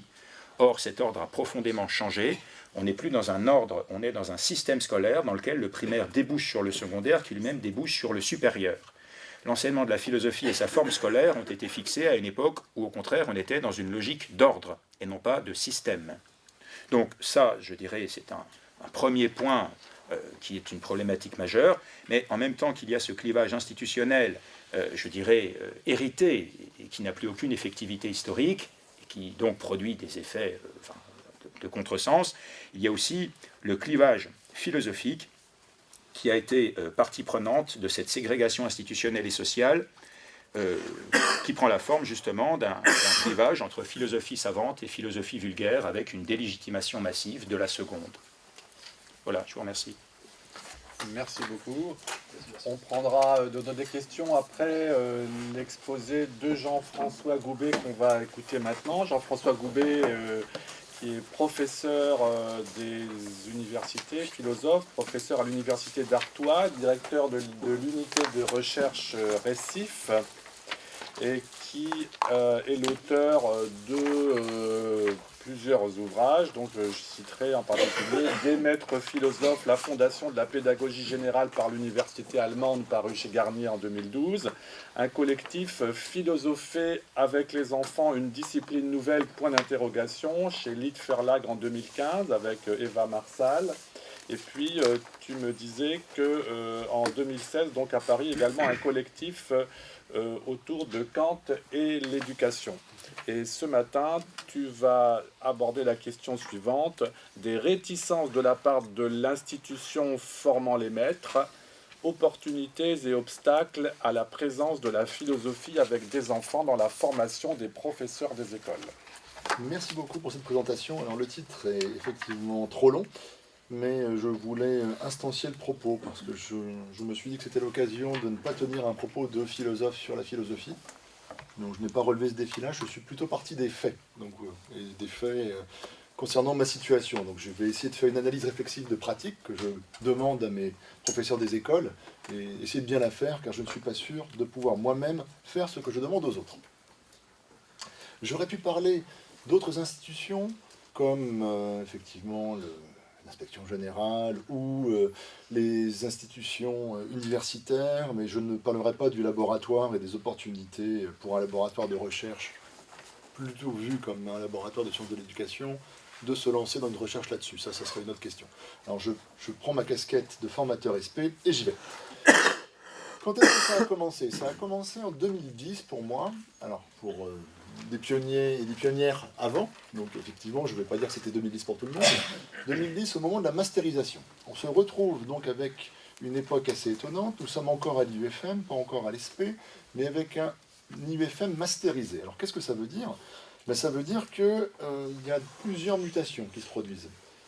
À première vue, on a une ambition universitaire supérieure. C'est-à-dire que j'avais connu des mémoires professionnelles en deuxième année. Ces mémoires professionnelles étaient réellement des mémoires professionnelles. Et ils m'étaient attribués sans considération de ma compétence, ils étaient attribués à tous les collègues en général. Donc c'était une époque où j'avais énormément de travaux sur la motivation et où je faisais du mauvais esprit en disant, plutôt que comment motiver les élèves, prenez plutôt comme sujet comment arrêter de les écœurer ou de les démotiver. Et c'était du mauvais esprit. Évidemment, c'était par lassitude que je disais ça, c'était évidemment. Non, c'était au 10e. Je vous plaisante, mais ici, il faut voir que la grosse différence qu'il y a eu entre, au moins dans les intentions, c'était que là, on passait dans un mémoire de recherche. Et dans un mémoire de recherche qui pouvait plus ressembler à un mémoire de recherche, aussi parce que les étudiants de fait n'avaient plus les conditions d'alternance qu'ils avaient eues. Par rapport au PE2 qu'on avait connu avant, ils étaient beaucoup moins sur le terrain, on les avait 2 ans, on avait une ambition de recherche, on pouvait prendre les choses au sérieux. Donc effectivement, les conditions pour qu'un universitaire en IUFM s'intéresse à ça étaient là. Maintenant, est-ce que c'est moi qui ai eu cette idée? Non. C'est-à-dire que si je n'avais pas eu une demande de la part de certains étudiants pour faire ça, je ne l'aurais pas fait. C'est-à-dire que j'ai bien vu à un moment que les étudiants d'eux-mêmes commençaient à rendre des mémoires professionnelles sur les pratiques philosophiques avec les enfants, la DVP, donc les noms changeaient. Bon, M. Pétier avait déjà donné l'appellation de DVP, il y avait déjà dans les cahiers pédagogiques des articles de Connac, je m'en souviens en 2005, même avant. Ça veut dire que c'était déjà quelque chose de connu. À partir de 2002, avec l'introduction du débat, il y avait déjà une réalité.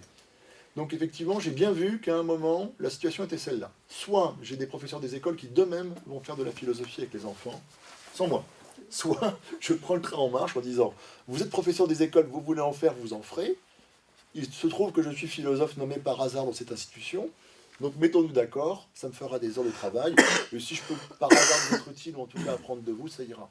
Donc on a eu effectivement ce travail conjoint qui s'est mis en place. Bon, il y a d'autres faits qui ont été importants, c'est que cette introduction de la masterisation a réduit considérablement la maquette, en tout cas chez nous, je ne vais pas généraliser à l'ensemble des UFM, a réduit le volume horaire, et donc on a une réduction gigantesque avec une création d'options, donc un énorme paradoxe.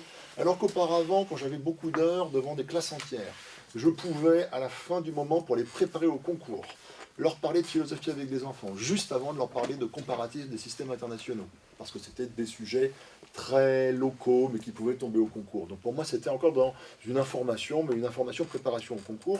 Je me retrouvais dans une situation où je ne préparais plus directement au concours, et dans une situation où je pouvais, à titre optionnel, faire quelque chose. Donc c'est un énorme paradoxe, en même temps une maquette qui, en réduisant nos heures, est moins favorable au fait de parler d'un sujet mineur comme la philosophie avec les enfants. Et le paradoxe, parce qu'en même temps que cette maquette obligatoire se réduit, eh bien ça libère des marges. Et ça libère une marge notamment pour un séminaire de préparation que j'avais appelé à l'époque déjà philosophie avec des enfants. Alors, pourquoi philosophie avec des enfants ? Parce que c'était un séminaire de philosophie avec des professeurs des écoles, philosophant avec des enfants. Mais vu que mes titres sont trop longs, quelquefois j'ai du bon sens, je les réduis. Bon, quelquefois les éditeurs me le demandent. Dès le début, je pars sur une optique de philosophie avec des enfants, pas philosophie pour enfants. Alors c'est pas du tout de l'anti-Lippmann, c'est parce que je ne commence pas par Lippmann. Je ne serais pas arrivé non plus à me dire je vais faire ce séminaire si je n'avais pas rencontré Walter Cohen, grâce à Hubert Vincent. Donc je savais aussi que la chose existait, ça n'a pas du tout été une conversion, ça a plutôt été une socialisation. C'est-à-dire que je me rends compte que des universitaires travaillent là-dessus. Et vu que j'aime bien ramener des livres de mes voyages à l'étranger, je tombe sur un livre de Eckhard Martens, qui n'est pas traduit en français mais qui est traduit en italien, qui est très bon, Philosophie und mit Kindern, eine Einführung, je crois que c'est une des philosophies en général. Donc c'est chez Reclam, ça coûte 5 €, donc c'était déjà peut-être des Deutschmark, vu que c'était en 99, mais 5 € maintenant. Et donc c'est un livre plutôt grand public, hein, les livres Reclam. C'est plutôt des livres qui se trouvent facilement. Et je tombe sur des universitaires, Martens, qui cite Gareth Matthews aux États-Unis, qui était aussi un professeur. Je vois des universitaires, donc en l'occurrence des spécialistes de philosophie grecque, ce que je ne suis pas un spécialiste de philosophie grecque, mais plutôt de philosophie allemande, mais je vois ces gens-là qui s'intéressent à ça dans une optique de didactique, mais pas uniquement. Donc j'ai un point de vue de philosophe, m'expliquant que philosophie avec les enfants, c'est l'appellation allemande, me paraît plus correcte, je suis d'accord. Deuxièmement, qui me montre comment, depuis la philosophie dite universitaire, on peut arriver à ça. Effectivement, Martens ne fait pas que ça. C'est une excellente introduction. Je regrette qu'elle n'existe pas, soit en traduction, qu'il n'y ait pas d'équivalent français, parce qu'on commence par une situation, un exposé des pratiques, et après, en troisième volet, une inscription du courant, ou du courant international, moi je préfère l'international, dans l'histoire de la philosophie. Et ça, c'est quand même quelque chose d'assez extraordinaire. Est-ce que c'est une introduction à la philosophie? Je n'en suis pas sûr, mais c'est une introduction à la philosophie de la philosophie pour enfants, et je suis d'accord avec Denis pour dire que cela manque. Et donc c'est le but des laboratoires de recherche de le faire. Mais là, je ne parlerai pas que de ça. Donc je commence avec une pratique de séminaire biaisée, malgré tout. Je commence avec une pratique de séminaire biaisée, maintenant je recommencerai là-dessus, en me disant qu'est-ce qu'un séminaire, en regardant Friedrich Paulsen, donc le grand écrivain allemand, philosophe kantien, néo-kantien, qui a fait l'histoire de l'enseignement académique jusqu'à la fin du 19e siècle. C'est un livre qui a aussi inspiré chez nous Durkheim et d'autres. Hein. C'est vraiment un grand modèle, ce grand modèle. Et je vois l'introduction du séminaire au changement entre le 18e siècle et le 19e siècle. Je vois que Fichte, à Berlin, a fait des séminaires pour des professeurs, mais au sens de professoren, pas au sens de Lehrer, donc pas pour des enseignants, mais bien pour des professeurs ou des gens qui voulaient être professeurs du supérieur. Donc une prémisse de ce qu'on n'appelait pas encore une pédagogie du supérieur. Moi, je ne connaissais même pas encore le nom de pédagogie du supérieur, j'y suis venu après. Et donc, en tout cas, je commence à partir là-dedans en me disant que le séminaire, comme disait Paulsen, c'est un lieu où la vérité n'est pas encore donnée. Il indique comment la chercher, il exerce dans la méthode pour acquérir la connaissance à partir de faits. Donc lui, il prenait l'exemple du séminaire de la faculté de philosophie, qui n'était pas le département de philosophie, et moi je vois ça plutôt avec ce qu'il raconte lui-même de son expérience. Je vais donc arriver avec des ouvrages de philosophie, lire des ouvrages, et faire une sorte de TD ou de lecture en commun, tel que je l'avais connu à l'école normale grâce à Mme Colliot-Hélène, qui était aussi de culture allemande, ou tel que je l'avais connu en Allemagne en étant étudiant à Heidelberg. Enfin, j'avais cette idée-là. J'avais cette idée-là, plutôt allemande, elle aurait pu être américaine, mais elle était plutôt allemande, cette idée, au départ. Et à mon avis, c'est un raté, parce que je me rends compte au bout d'un moment que pour moi-même, il est impossible de passer de la philosophie telle que je l'ai connue, même, donc là je vous cite des moments où j'étais déjà étudiant, même pas chercheur, mais agrégatif ou en DEA, ou me préparant à la thèse. C'est impossible à moi-même de passer de cette philosophie-là à la philosophie pour enfants. Et là, je me dis, je demande une chose encore impossible à mes étudiants. Eux-mêmes n'étant pas formés à la philosophie, comment je peux faire avec ça?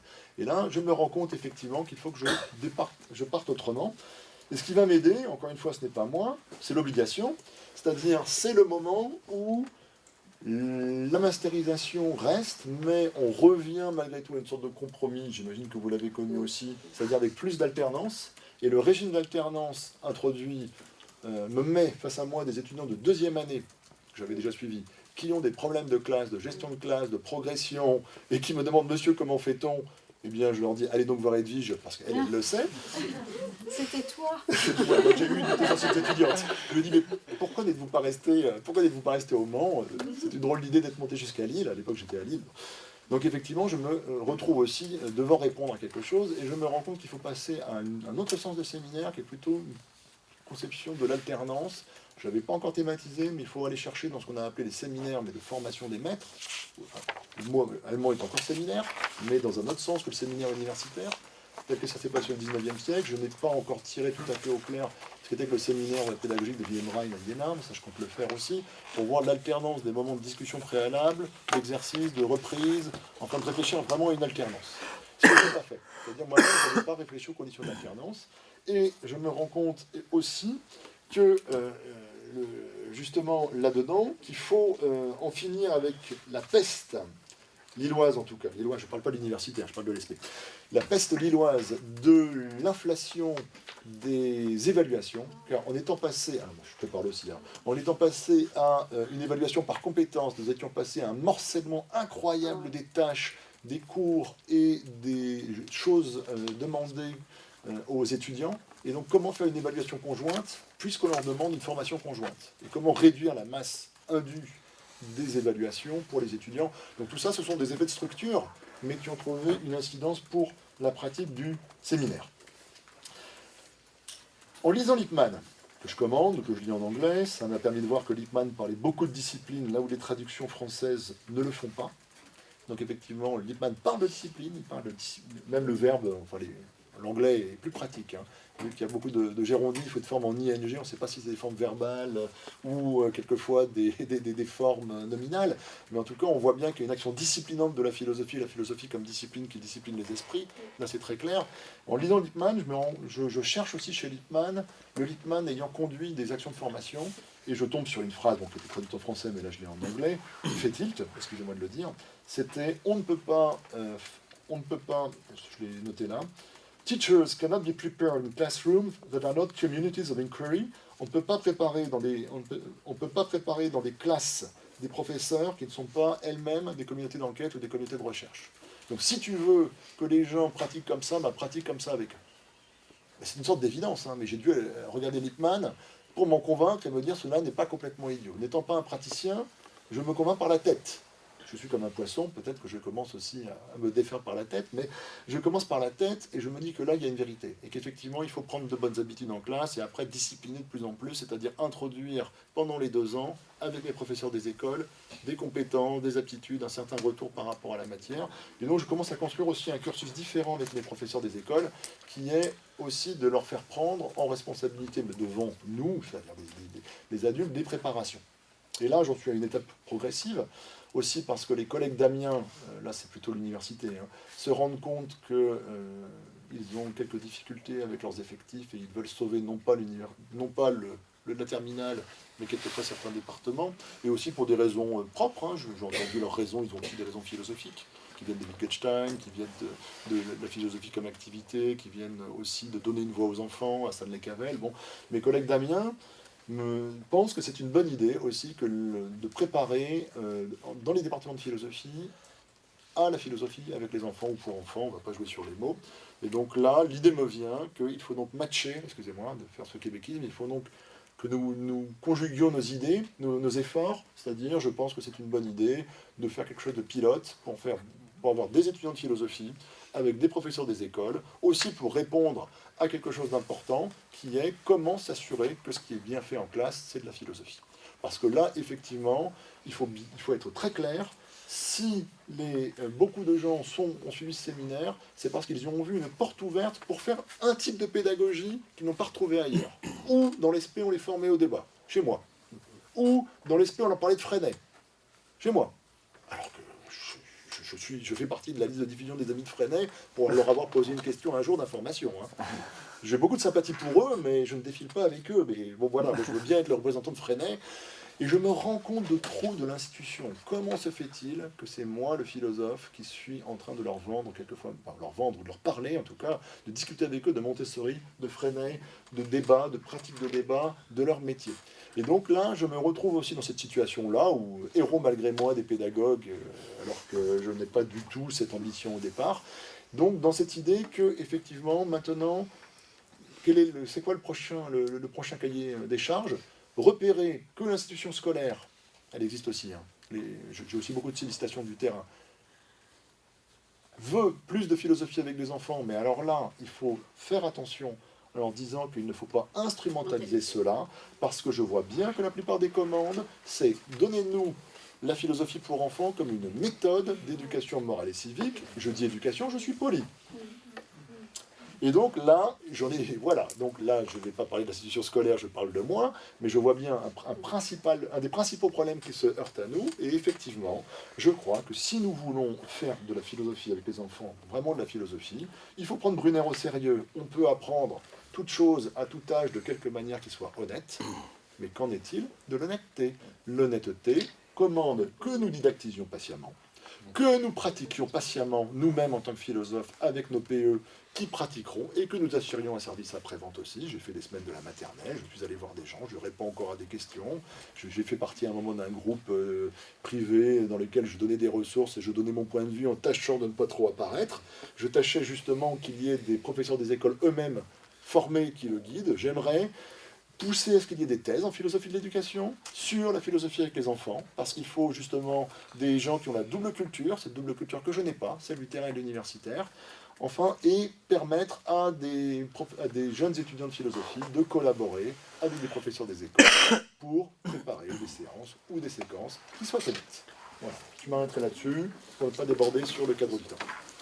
Merci beaucoup Jean-François, et aussi de donner un petit peu de temps pour les questions. Alors je crois qu'il y avait déjà une question de Denis. Oui, je serais gêné de... Non, c'était pour réagir à l'exposé d'Hervé Boileau. Nous connaissons de longue date et avons été camarades de combat. Pardon Hervé, mais je trouve que tu as trop durci les choses.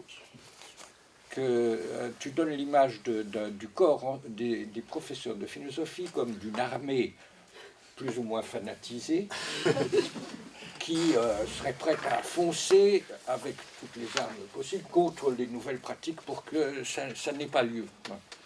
Non, je ne crois pas.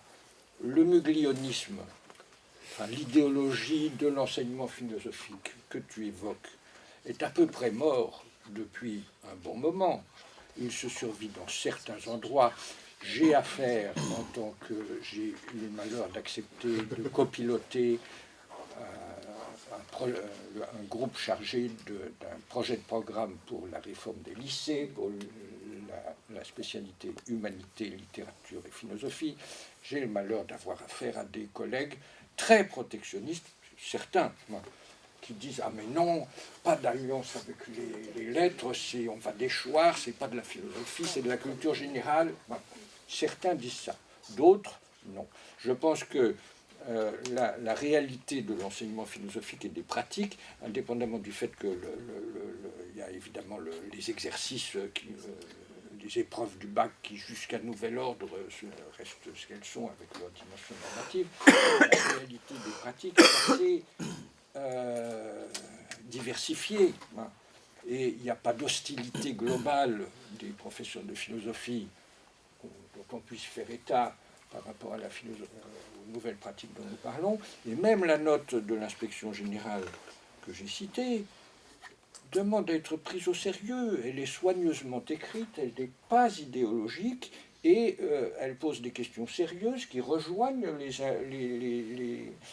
les précautions et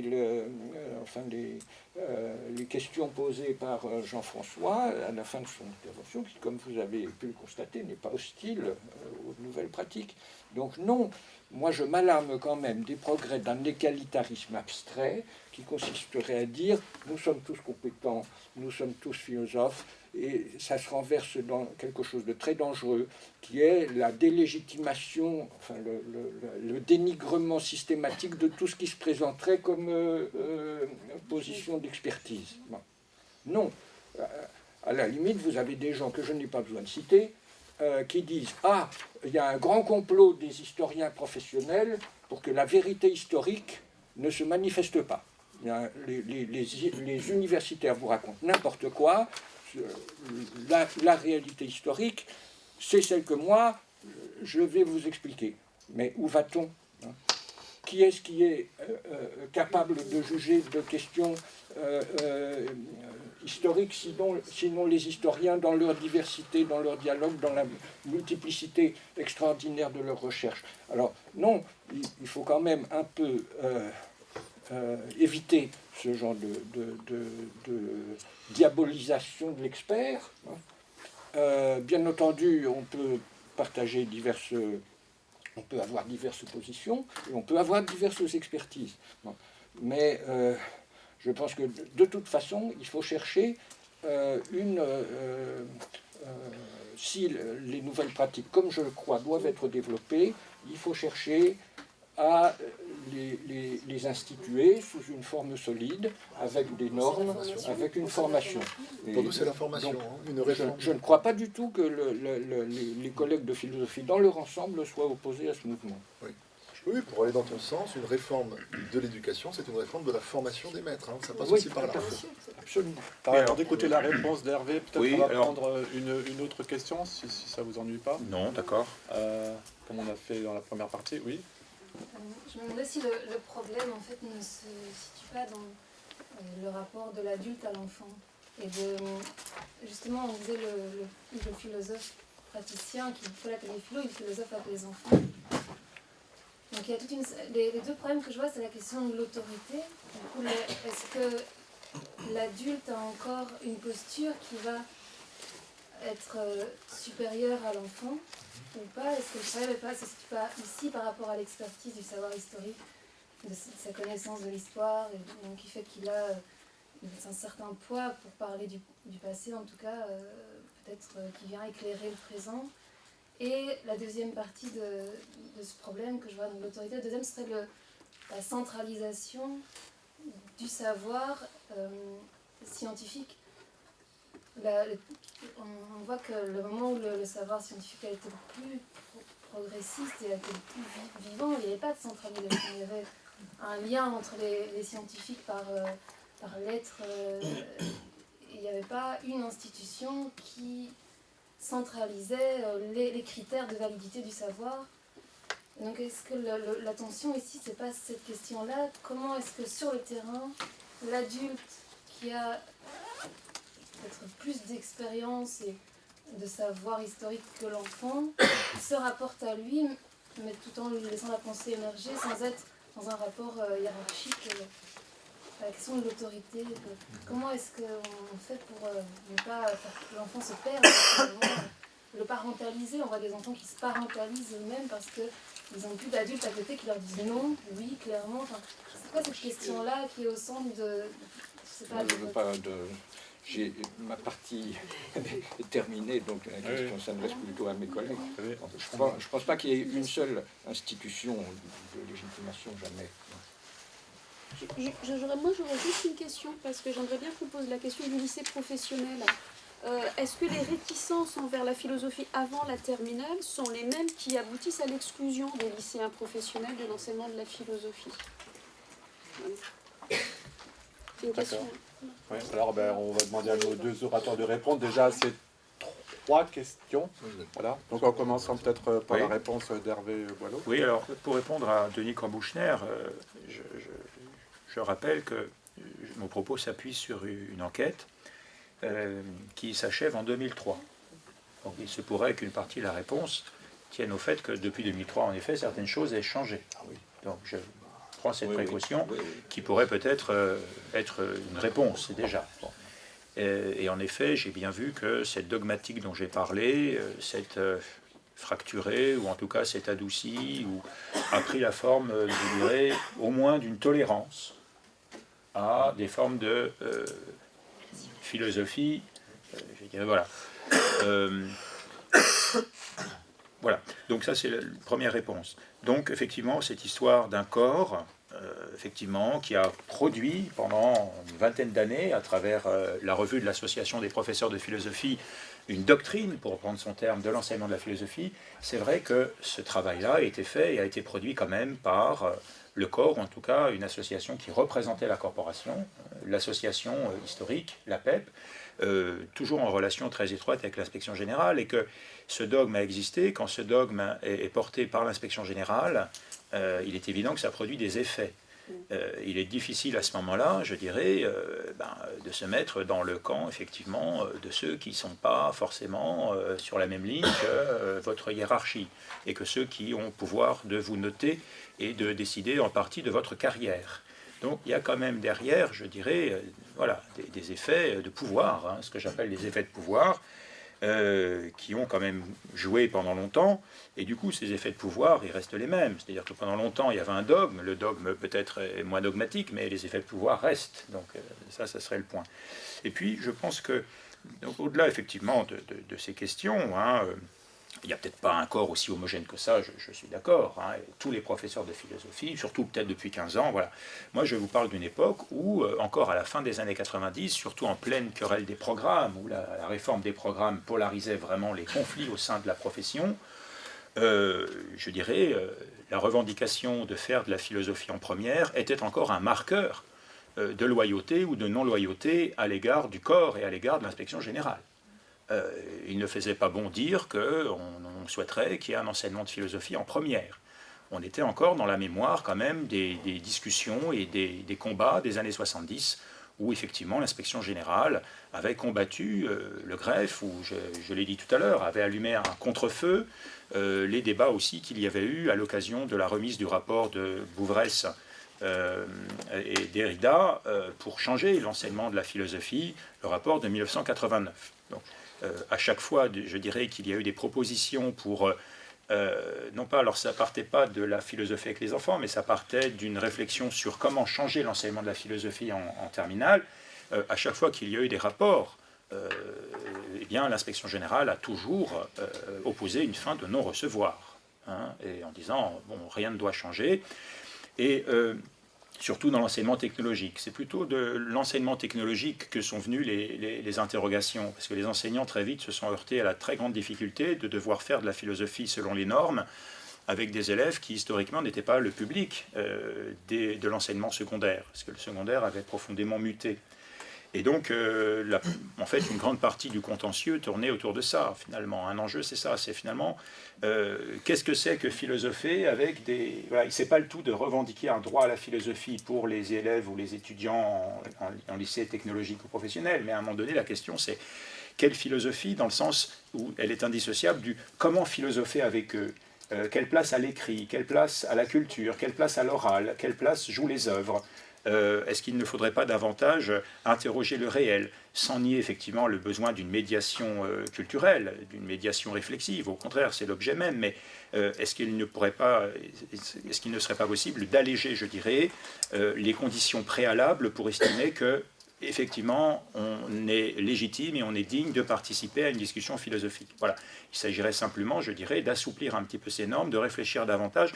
Moi, il me semble qu'à un moment donné, la culture philosophique, à force d'être exigée, je dirais, de l'enseignement de la philosophie, ferme précisément la porte à beaucoup de pratiques possibles de la philosophie. Et ça rejoint la question sur l'enseignement professionnel. Effectivement, on peut considérer que c'est un scandale que des élèves des lycées professionnels, un scandale par rapport à l'affirmation du principe d'universalité, hein, que les élèves de l'enseignement professionnel n'aient jamais eu le droit et la chance, ou la malchance, je ne sais pas, mais d'avoir un enseignement de philosophie, parce que je pense que tout simplement, ça aurait montré les limites de la manière dont on enseigne la philosophie en terminale, c'est-à-dire que je pense que déjà en technologique, les positions sont difficiles à tenir, dans l'enseignement professionnel, ça aurait été proprement intenable, si on n'avait pas changé le rapport avec les élèves, les exigences qu'on a envers eux, et qu'on aurait profondément redéfini, justement, ce qu'est philosopher, avec les élèves de terminale. Pour moi, la question de l'âge est presque secondaire. Et là, je parle d'expérience. Franchement, je me dis qu'il n'y a pas de différence fondamentale entre la capacité philosophique d'un enfant de CM2 et ce que me montraient de leur capacité les enfants des jeunes de classe terminale de 16-17 ans. Leur compétence linguistique n'était pas forcément supérieure. Orale ou écrite? Écrite, essentiellement. Écrite À l'oral, c'est-à-dire qu'à l'écrit, je veux dire, je m'explique, moi j'avais beaucoup d'élèves en série technologique qui ne maîtrisaient pas bien, très très mal l'écrit. Donc ça c'est une question à poser. Hein. Quelle place on donne à l'écrit, à l'oral? C'est une vraie question.